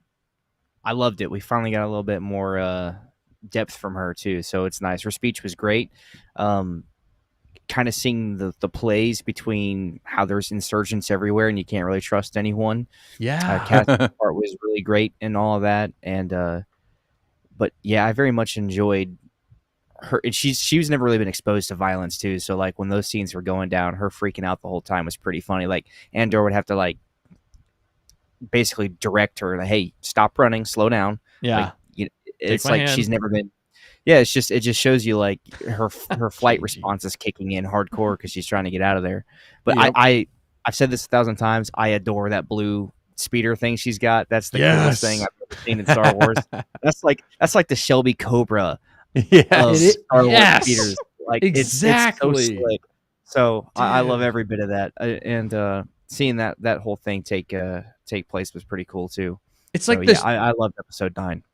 It's like the Shelby Cobra Rolls Royce. of Star Yeah, for Wars. sure. Like, dude, it's like high class, but it would win in a race. You know, So what I'm you know saying? that thing. You know that thing has some white wall tires on it. If it had tires, Yeah, it does. It's classy for sure. Oh, I'm so glad I'm you said obsessed with that. vehicle. That is such a good point. Yeah, Mhm. I'm glad you enjoyed the Mon Mothma part, and I will say Yeah. it now. I did kind of mention it before, but the only disappointing part for me was that they didn't have live action Rebels. I wanted to see live action Rebels. They have such a good Zeb, and wouldn't it be so Yeah. cool if we got live action Rebels? I know why they didn't do it. Money. It wasn't Andor. They're just it wasn't saving it in- for Mando. It wasn't an Andor series. It's already in Rebels. You don't need to see the whole thing. They nodded to it though. They I was gonna did. say because Tony didn't. I don't think he really watched any of the other stuff. He just kind of wrote his own. I think he watched that. I think He he may had have. to understand Because where, Mon Mothma is how- heavily in that. Yeah. She does the same type of speech it's just in front of the galaxy in the plane or in the ship, right? Wasn't it on the Ghost that she transmits? Yeah, it is. It's right on the Ghost. Right. Yeah. Yeah. So that, and it's like crazy how the timeline, they're like, she goes and does it again. It was like the same day or whatever. Right. But then they're like, that's where maybe forced tension, or somebody was like, I just knew that she obviously is going to make it out of the Senate, and Andor makes it out of the Senate building, but the way that he crafted the 3 extra people with, Bail Organa to do that, and then the one chick was, a spy for Lonnie, which we didn't see Lonnie in this episode. Right. But that's how Luthen knew that there was a plant in Bail's rescue group. Dude, genius. Genius writing. I love that. It was like so deep. I was like, you didn't even need to do that. Like, that was like another extra set of complication, but it did complicate Mon's decision. Yes. And it made it feel like, because obviously she trusts Bail Organa, and she was trusting judgment there. Yeah, she's like freaking out. Wait, like if I make this call, like there's no turning back, and what if I make it with the wrong person? And then Luthen's so mysterious, even as he's explaining to it, he's like, I'm just letting you know, like, you're gonna find somebody that says, I have friends everywhere, and that's what's gonna get you out. And if you don't, and she's like, can I trust you? He's like, it's like, Luthen, like, shoot straight, man. Give me a break. Like, He stop tells being it to her and then turns around and goes, yeah, he's like, stop speaking in riddles, man. Just tell me, give it to me straight, dog. Tell me what's look up. over here. Stop giving me all these mysteries to solve when I just gave the greatest speech of my life, and I call out Emperor Palpatine. Yeah. Like, he could show up right there and start throwing lightning at me. Dude, that was so cool. Like, I love that she did that and they did that. So good. It would have been better if he was showed up. Oh, sorry. Go ahead. No, the call out was great. It kind of gives me hope that he is going to make some form of a mild appearance somewhere along the lines. But no, I mean, to your point though, it's like they didn't have to do the Bail Organa insurgent thing, but they did, and that's what makes me annoyed at Star Wars, because they'll do a great job covering details there, but then they'll just leave important ones out to hang. So it's like, what are we doing here? Like, so it's frustrating, but also nice to see at the same time. It's like, all right, well, at least we know some people care, but some others, maybe not so much. Yeah, that's a great point. And I know Matt here saying there was a lot of discussion with Tony and Dan how to handle her Senate speech and the Ghost speech later. It was a thing they thought a lot about. Okay, so he definitely watched that, and they definitely talked about it. And Bismo here, what do you mean, Dustin? We have Ahsoka for live action Rebels. Boo. Well, you're not wrong to a certain degree, but we didn't get all the Rebels crew, and who the only thing I would have been satisfied if they just showed like Zeb like hanging out of the Ghost, or the Ghost, and her Mon Mothma coming aboard or something like that. Like I would have flipped out if they would. I'm grateful they didn't show him, because they ruined literally all the characters with the exception of Chopper. So it's like Ahsoka. So it's like I'm happy they just left him set aside, because they can't ruin him. I hope to see him. And side note, completely in the Mando movie. If those two don't fight, I'm going to be upset. They need to throw down just a little bit. Who? Just one time. Zeb and Mando. Zeb and Mando. Oh yeah, have a disagreement on something. If you remember, several thousand streams ago, we had a conversation about who would win that fight. So there's a callback. Oh, holy cow! Man. Well, I love that. Actually, I forgot about that. Dang, because Zeb was in with the same bar as Mando at the end of Mandalorian season 3. They didn't talk to each other, but they did end up talking to each other. Oh yeah, they did. Yeah. But yeah. I don't know. That's that. I know it's a small minor gripe for me, but I loved how they really showed Andor. That was the thing I liked about this last arc. Here is it didn't feel like Andor was just a catalyst for things, and we were more concerned about all the other characters, which we are to a big degree. But Andor was very significant in this role in getting Mon Mothma, the leader of the rebellion, who becomes the leader of the rebellion, and his role in getting her to safety, and how that even does tie into Rogue One, and how she introduces him to what's her face, which I don't remember in Rogue One now. But yeah, I liked how they showed that and how he was so cool and collected under pressure, and it gave him a chance to be cool again in Star Wars. Like the evil chick, and how I really liked Erskine. Erskine was awesome. Like he was like totally sold out to protecting Mon and everything about it. I absolutely loved his character. I liked his character a lot. But the fact that he's like, she's a rebel or a rebel spy or something like that, and then Andor without hesitation just blows her away. I was like, yes, dude. Yeah. And then even what he did, even what he did with the was like brutal, but at the same time, that's Andor, man. He shoots first and asks questions later. He knows how to throw people off. The driver, As soon as he heard ISB insurgent, bam, dead. Yeah. No questions asked, moved on to the next. A man of action. Dude, my love for Andor has gone up a lot in this season, especially with this episode. I can relate to him more because I'm very much a shoot first, ask questions later type of guy. So, well, we know that with Geese as well, especially with the Geese. Yeah. Hey, he had it coming. Thank you very much. So, or she, whatever it was. Chloris on the Florist had to happen, and then the chick. Well, I don't remember her name, but she was like that was in the trailer. Yeah. Or one of the trailers. The blasters being pointed and stuff like that. Yeah, when she was doing that, we're like, who is that? And I didn't watch any of the trailers. I refuse to watch trailers now these days. Because they showed a lot. Apparently, they showed a lot. They did a lot more than I thought. I thought they were just going to show like the first 3 episodes, which they have been more famous for doing in the past. Was only showing like the first 3 episodes in the trailer, so they don't give away too much. But in this, they gave a lot away. Mm-hmm. There's probably still scenes that we haven't even seen yet that we're going to see that was in the trailer. I need to rewatch the trailer now and find that out. Did you see Bismo's question or comment? No, what was that? He said, "What's up with the Bail Organa retcon though? The lore break is he not seen watching a speech with a bunch of other rebels and rebels, or is that what y'all were saying?" Oh, okay. Yeah, I don't. In Rebels, do they show Bail watching her give that speech? I don't remember. I'd have to watch Rebels again. I could. It's been a while. I don't know. Yeah, I don't know. We'd have to look at it. So you probably would know even better than us there, Biz, on that front. But I don't know. We'll have to check in on that. Hopefully they didn't mess anything up. Those more controversy. That would be more controversy for Bail. Yeah. Speaking of Bail, what did you guys think? Did it throw you guys off as much that it wasn't Jimmy Smits? No. Actually, it no. Did, yeah. Oh, it did. Well, it did for me. Okay. It did for me, but I'm happy. I'm happy with the guy they chose to replace him. He's a very good Bail Organa. I was kind of not sold on him at first, but after seeing this last episode, it's like, all right, he very much acts a lot like Bail would. So I'm good with it. Yeah. I know they did a really good job recasting, and we didn't have enough of him in the first time we saw him. That's why I think everybody was kind of like not for it because they're like, "That's not Jimmy Smits." And to be fair, I was that same way because I'm like, dude, get Jimmy Smits. He is played Bail this whole time, but in this arc, I did not mind this guy as Bail. He did a really good job. What's his name, Factor? Benjamin Bratt. Benjamin Bratt. Oh yeah, that's what you were talking about, Dan. You wanted to get to Benjamin Bratt. Yeah, I was just mentioning that, but because he still has a lot of gravitas or the acting skills is top notch too. Mm-hmm. Yeah, and I think he portrayed a more like confident leader of a rebellion in this way because Jimmy Smits a lot of the times does portray this, but he plays a really good dad.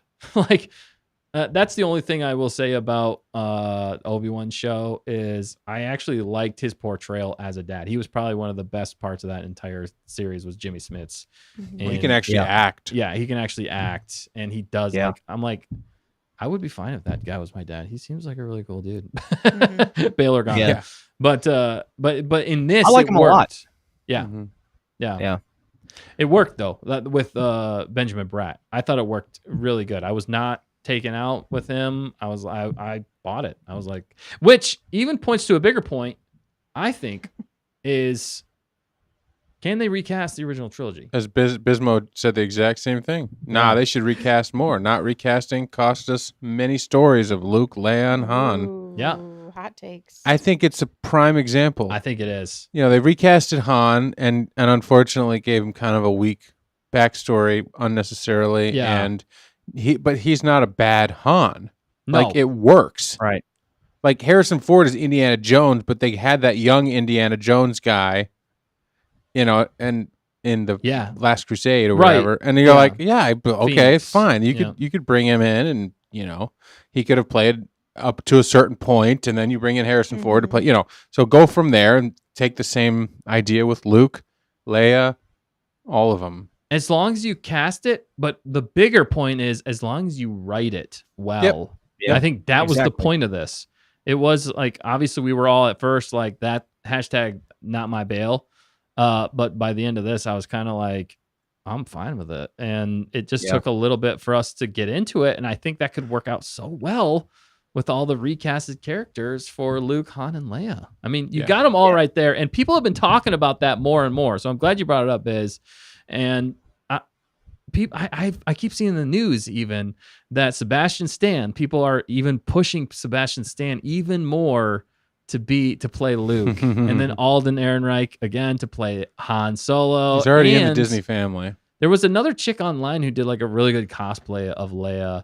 And I was like, dang, that does look like Leia. But I actually I think it would be even better if they had shoot, I just lost her name. I forget everything live. Who plays Leia? Carrie Fisher. Okay, her daughter. Yeah. I blanked there. Her daughter. I think it would be so much better if Carrie Fisher's daughter played Leia. And I mean, you got them all right there. They're all ready to rock, dude.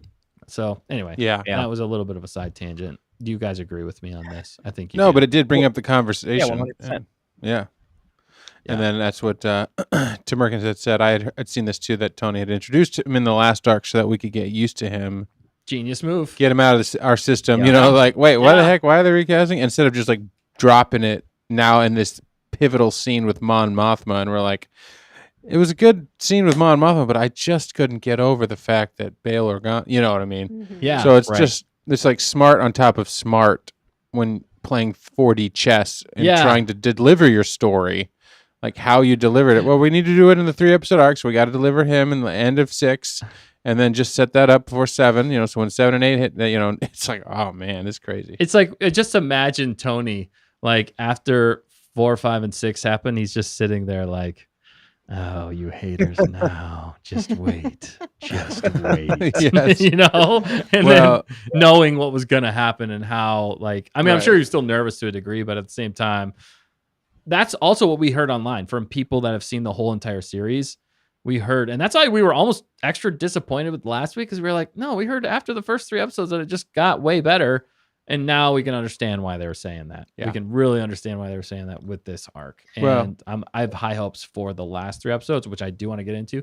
Dan, go ahead, and then we'll move into I was just going to say, I'm Dan. So Matt Risman doesn't say anything incorrectly. And remember, he said there was a lot of discussion with Tony and Dan. So, like, when I was talking to Tony, I'm telling you, we thought about this stuff. We weren't messing around. Dan's the director? I clearly approved everything that he chose. I was like, well, I didn't think of that, but I was thinking something similar. But no wonder we're cooking. Dan's pulling the strings. As a representative of the Andor writing team, no, dude, why the heck? Brother. If you're doing that with Tony, why aren't we helping more? Why am I not in the show? It's ISB secrets. I can't tell you what I can't tell you. Yeah, you've just been using us this entire time. You got into right. Star Wars and not us. I'm like, you guys, like, Dedra's like a complicated character. To give her some slack. Give her some slack, man. Dan has been working on Andor season 2 for 2 years now, or 3 years, and not telling us. He did all the music. He's writing the script in between live streams. Yeah, exactly. Hey, Dan, what are you doing? Nothing. Yeah, exactly. Don't look her. Matt's a plant to make you think that I'm not in there. He's just.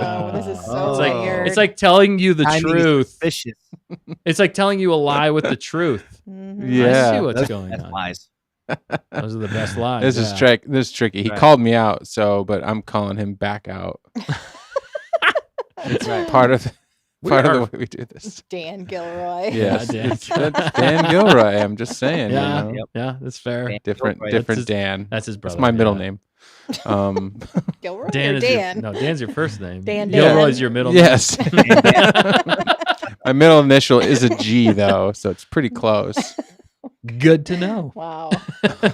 Well, now that we've got that out of our system, let's speculate. I want to speculate before we get on out of here. I know it's getting a little late, but let's speculate on what we're gonna see for the last 3 episodes of Andor season 2, baby. Where do you guys think we're gonna go from here? Well, Obviously, we got the KX, we got K2SO back. I can't wait for the levity that comes with that. Well, Paul is reading your mind, Yeah. and right as soon as you ask the question, he says, "What's the deal with B2 emo?" Whoa, Yes, you were mentioning droids.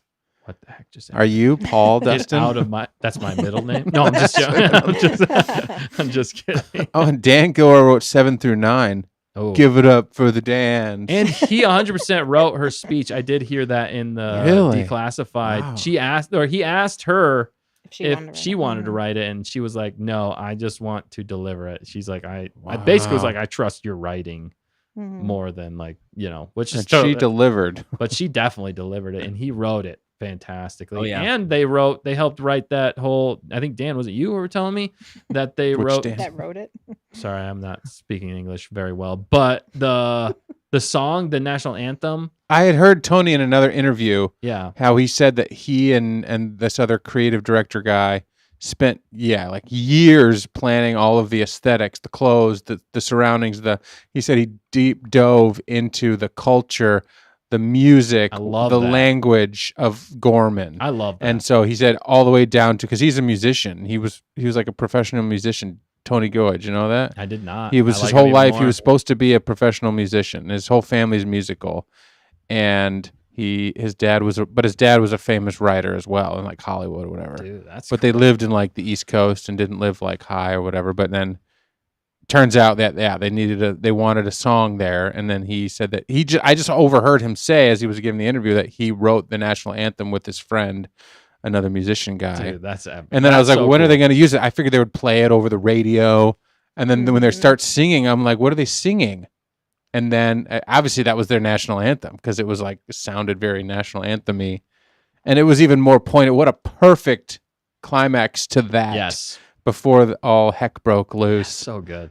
He wrote it though. And he's a musician. So That took it to the next level, and then you just saying that just takes it even more. I love those small details that we get added in there, and that's why I love when Matt brings those up, and you, Dan, and Fact Checker and Hunter, and I'm excited to get more of that. That's what it's fun to find out about the behind the scenes whenever they take this much care and they like obsess over it and they want it to be this good, and it is that good because they lived it. They lived in the world. They brought us the world, and they did such a good job with that. Proud of absolutely. it.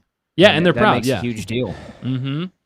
Yeah, it wasn't just a paycheck for them. This was more. That's right. This was art. This is art for them. They want it to be and fit. And the other point I wanted to make with the whole Mon Mothma speech real fast is I like when things tie together because it does make you want to go watch more Star Wars.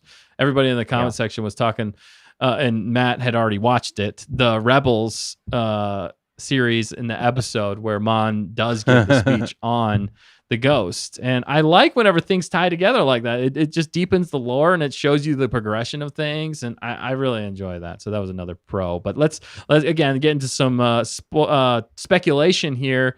Paul, you are on the money.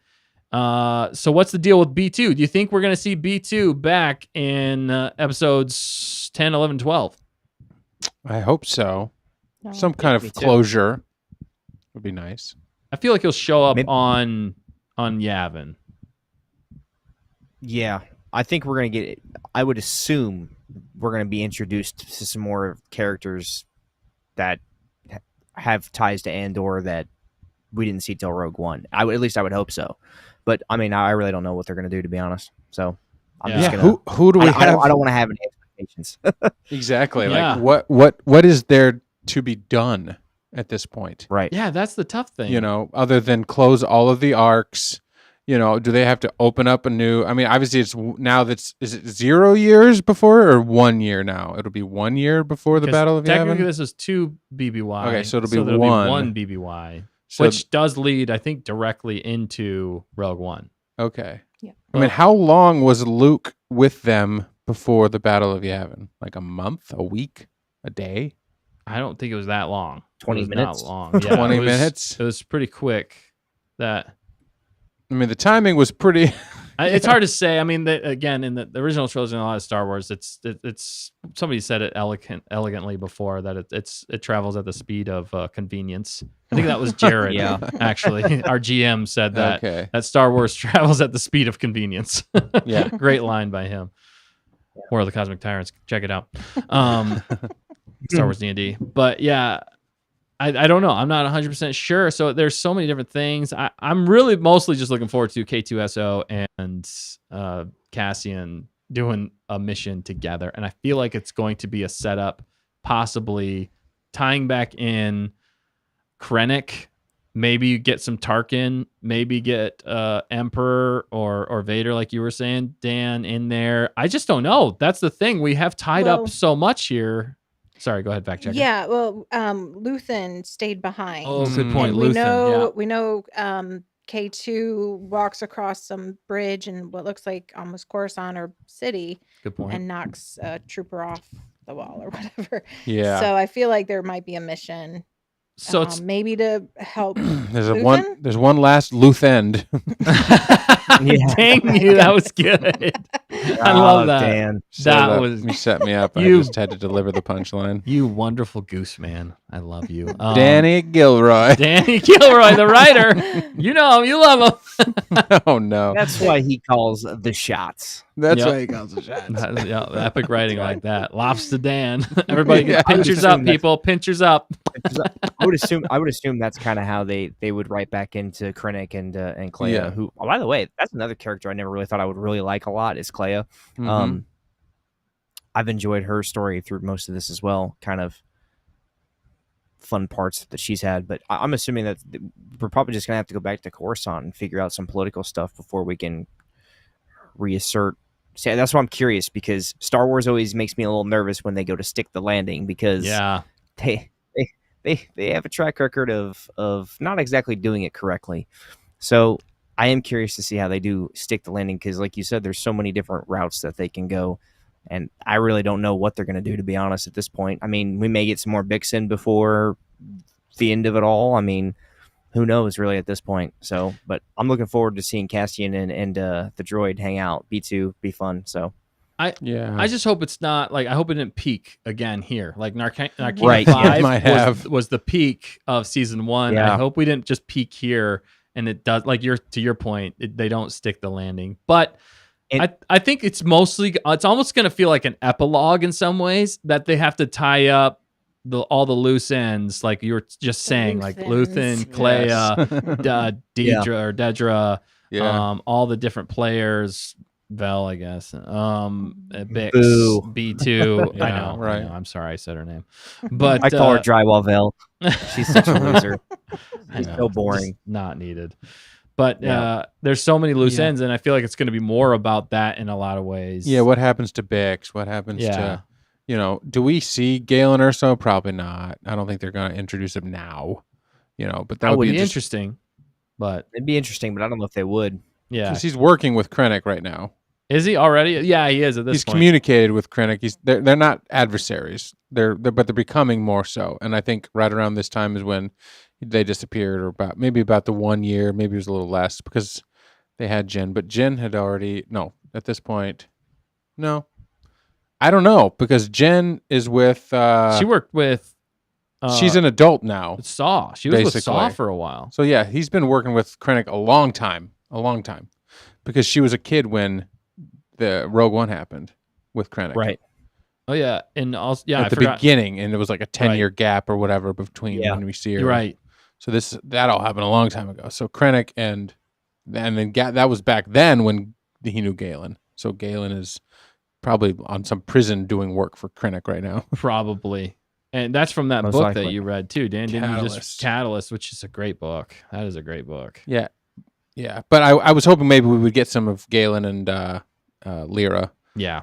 But Great that's okay. We don't need it. Krennic is epic. So if we get a lot of Krennic and a lot of Luthen, a lot of head smart, final like unraveling of Luthen and Krennic, and however this goes down, it's going to be crazy. Mm-hmm. Yeah. Do you think we'll see any big names? Maybe not. Well, from Rogue One, but I don't know. That just is kind of a shock character that you didn't expect to see in the last 3 episodes? Are they holding someone out? Wait, say that one more time. I'm sorry. I don't know. So yeah, if we see those people, true, but like, no, is there going to be a huge name? Like, yeah, you've talked about could Luke show up, Han, or whoever, could they? Leia. Show up and surprise us and blow our minds. Leia in that way. I feel like Leia would be the most kind of because she's most probable. Well, she's doing dealings with the Senate still, right? But she's running missions though. I think around this time too. But did you hear? She's in Rebels. So. They rejected the ship or the cargo from Alderaan again. Yes, yeah. When Andor was checking in. Yeah, I didn't hear that. No.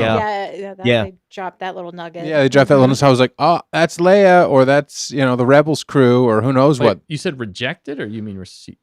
They rejected because they were locking Empire down. did, The Empire was locking down. Remember that people that could travel to Gorman or different? Wasn't it Gorman? I think so. Yeah, and they mentioned that they shut down the girl. Okay, sorry, I thought you were talking about Yavin. The hotel guy. I think it was the hotel guy, and the girl was like, "Well, we just rejected the Alderaan thing, but delivery or whatever." Yeah, delivery. And so I was like, "Oh, Leia." That was kind of. I feel like that was maybe that's as close as we're gonna get to Leia. Okay. But, and also I forgot even here. Connor Williams has a great point. Thanks for jumping in. He says, Lonnie is in charge of the Ebrion sector. I'm not sure how to say that. Sorry. Which includes Scarif. My guess is Lonnie learns of the existence of the Death Star and passes the info on to Luthen. Oh, that'll be cool. Which gets him killed. That might be his final. Yeah, we might see the end of Lonnie. I was wondering about that. I forgot about Lonnie too, which I mentioned him earlier. But yeah, and he said it would explain how the Alliance knows about the Death Star at the start of Rogue One. That would be a great tie-in, and that Luthen even helped. That's probably how they would do it, I would think, to be honest. So that actually makes a lot of sense. I forgot about that. Somewhere along the line, they're going to have to get the information about the information about the information of the Death Star. Yes. Right. Yeah, that's very, very true. We have to get to the Death Star. Yeah, that's what's leading. That's what Rogue One's about in a lot of ways. Maybe Kino. I don't think we'll get Vader, but I do think I have a weird feeling that Palps is going to show up there towards the end. Maybe even if it's just for a second. Maybe I'm just hoping for it, but I don't think we really need any other big name characters, to be honest with you, to tie the story in. And I definitely don't want any CGI characters because I don't want a Sith Master Nick rant. Yeah, exactly. We don't need another one of those. For the next decade. For the next decade. Yeah. Some people say he's still upset about it. No, he is. You ask him. I feel like he's the type of guy that sits down and eat a bowl of ramen noodles and he just starts going off and on about it again. It just bothers him throughout different parts of his day. You know what this reminds me of? Crappy CGI. He just goes into it. Yeah. Oh man, he hasn't been on lately, but he has watched the show, and hopefully we'll get him back soon. We're hoping to have him back next week if he can come on. But we're also very excited again to have Matt on next week. So definitely everybody stay tuned for that. We got a lot of exciting things. Biz is heading out. Thanks for joining, Biz. And thank you everybody in the chat that's been chatting along. You guys have been on fire tonight. We appreciate every single one of you who are here with us and that support the channel. Everything you guys do for us, we appreciate, and we love you all. And for everybody who's been watching along with us, we've been having so much fun, and we can't wait to watch it again. We are going to be doing another live watch along next week, Tuesday. It'll be the finale, and we can't wait to watch it with you guys and react and everything crazy that's going to happen. But all right, I think we're wrapping up the show. Any last thoughts, guys, for Andor's the episodes here for 7, 8, 9? Well, Connor said to add to that, I think Luthen might task Lonnie to get to the bottom of what the Empire wanted on Gorman. Dedra gets suspicious of Lonnie investigating it all spirals. That makes sense because that's the last interior loose end with Lonnie, and that'll give Dedra something to finish strong with, and then maybe she meets Luthen, or maybe Andor finally takes her out, Yeah, and that's the end of that, And then we send Andor to. But no, that would be the 1 year before. So I'm starting to wonder if Connor's name's not Dan. I know, that's what I'm saying. Like Connor's best friends with Matt. Yeah. Oh my goodness. No, that's you some guys great are too stuff. smart. You guys are way too smart. And wow, what a show! What an episode! Hunter Davis, thank you so much for coming on, man. We appreciate having you back. It's always fun to be here, and I'm always here to give my unsolicited opinion, so it's wonderful. Yeah, I'm just really glad that you enjoyed this arc and that it wasn't Andor for us this time and that we could celebrate it together.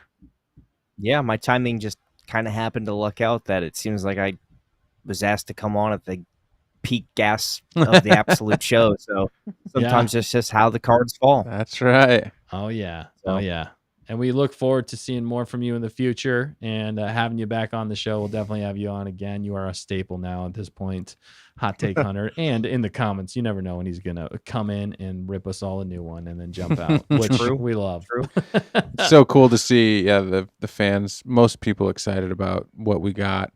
I haven't seen any of like the detractors of Andor, or what are they saying? You know, I don't really want to know, but like how can you deny I haven't some seen of much this? hate about it. Not this week. Right, that's what I'm saying. So everybody's shut their mouths because it's actually good, and it's kind of nice to see. Yeah, when there's something good, and we can all be like, didn't expect it. Maybe we didn't. Some people didn't want it, but when it's good, you're like, that's good. That's really good. Yeah. I'm mad. People are probably mad that it took place in Andor. If anything else, like why couldn't they have done that in any of the other shows that were already like, Obi-Wan or I don't know, any of these shows that should have been great. They should have been this level. But I think it's just proving that it can be great. Star Wars can be great when it's written correctly, and it can be fun for people that aren't even excited about it. But you're like, whoa, that was just next level production writing. If you put the time and the energy and you get the right team around, and they've been working together a long time, so it sure shows. It just it's fun to see it. It's Star Wars done right, and it's kind of a refresh in a lot of ways. Like it's refreshing. It's to your point earlier too that you said it's like, look, there's so many no big name actors can make a show. At the end of the day, it's the writing straight out of the get go. You can't build a house on a terrible foundation. So you can have the worst show in the entire world with some of our favorite actors and actresses, and they just absolutely crush their performance, but the show absolutely sucks. Yeah, exactly. Been kind of the track history here. It's like, let's dial it back. Let's get the cart not so much before the horse, right? Yes. So exactly. Yeah, well said. That's what exactly. That's what makes great TV or movies. It's like everything comes together. Yeah.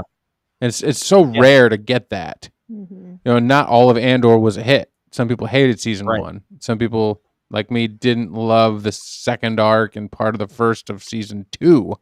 But I really liked season 1. But now we're all here.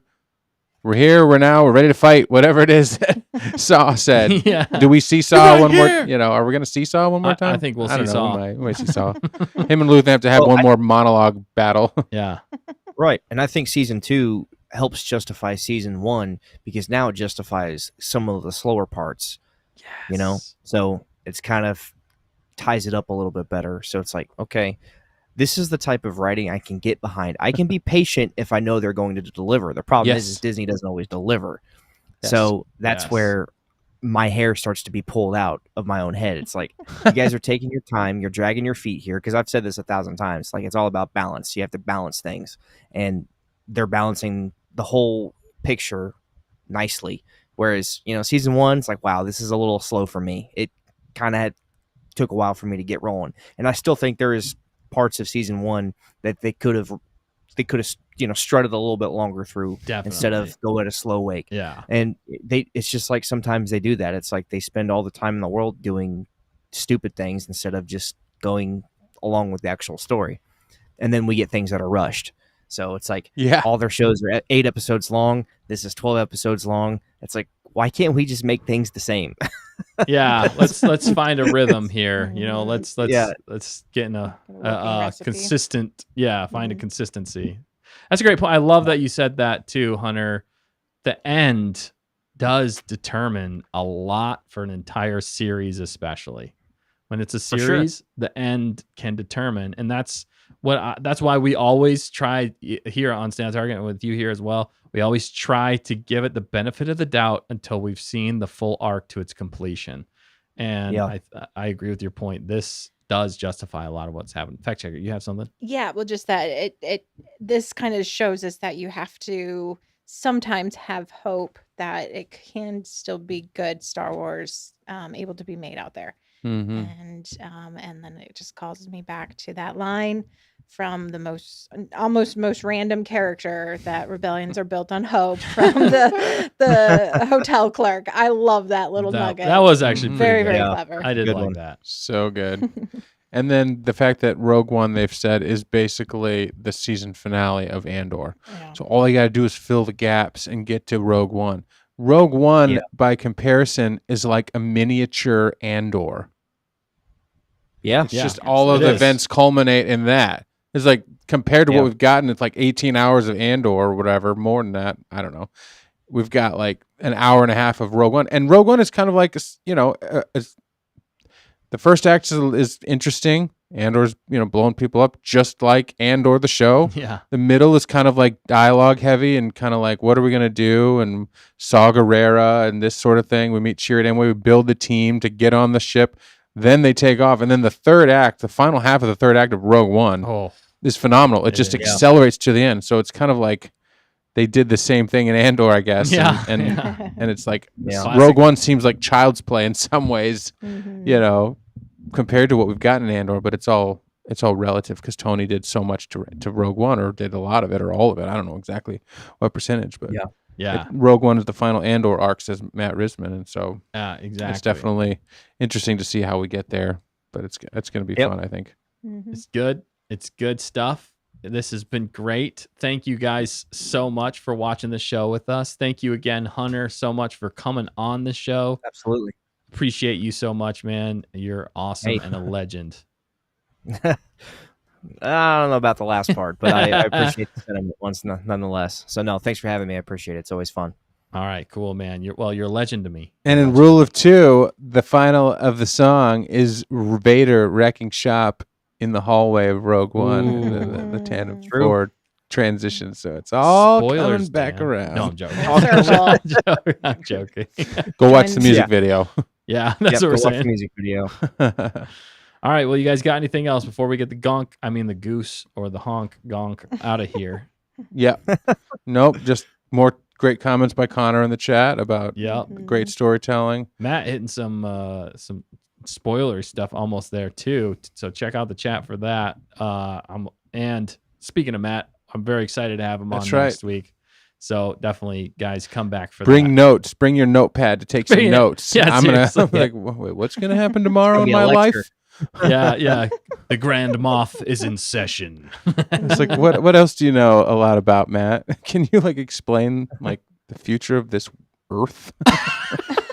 Wow. I mean, it seems like you guys got all the answers. I feel like there's going to be a quiz somewhere along the line. So I was like, oh, yeah. I need someone's notes to cheat off of. I know. It's like, oh man.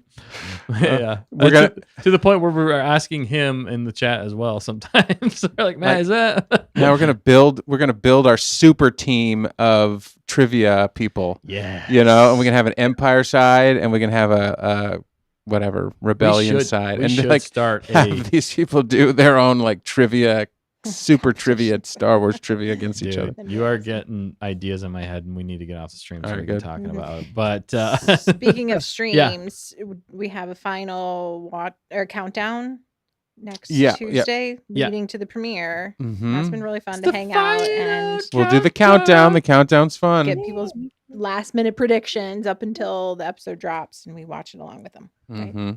Yes, thank you for reminding us of that, fact checker, because that is a blast. Unless there's inclement weather, it will be at Studio B for the watch along. The watch along, yeah. So you guys, I might even be late probably. So I'll be watching along your watch along.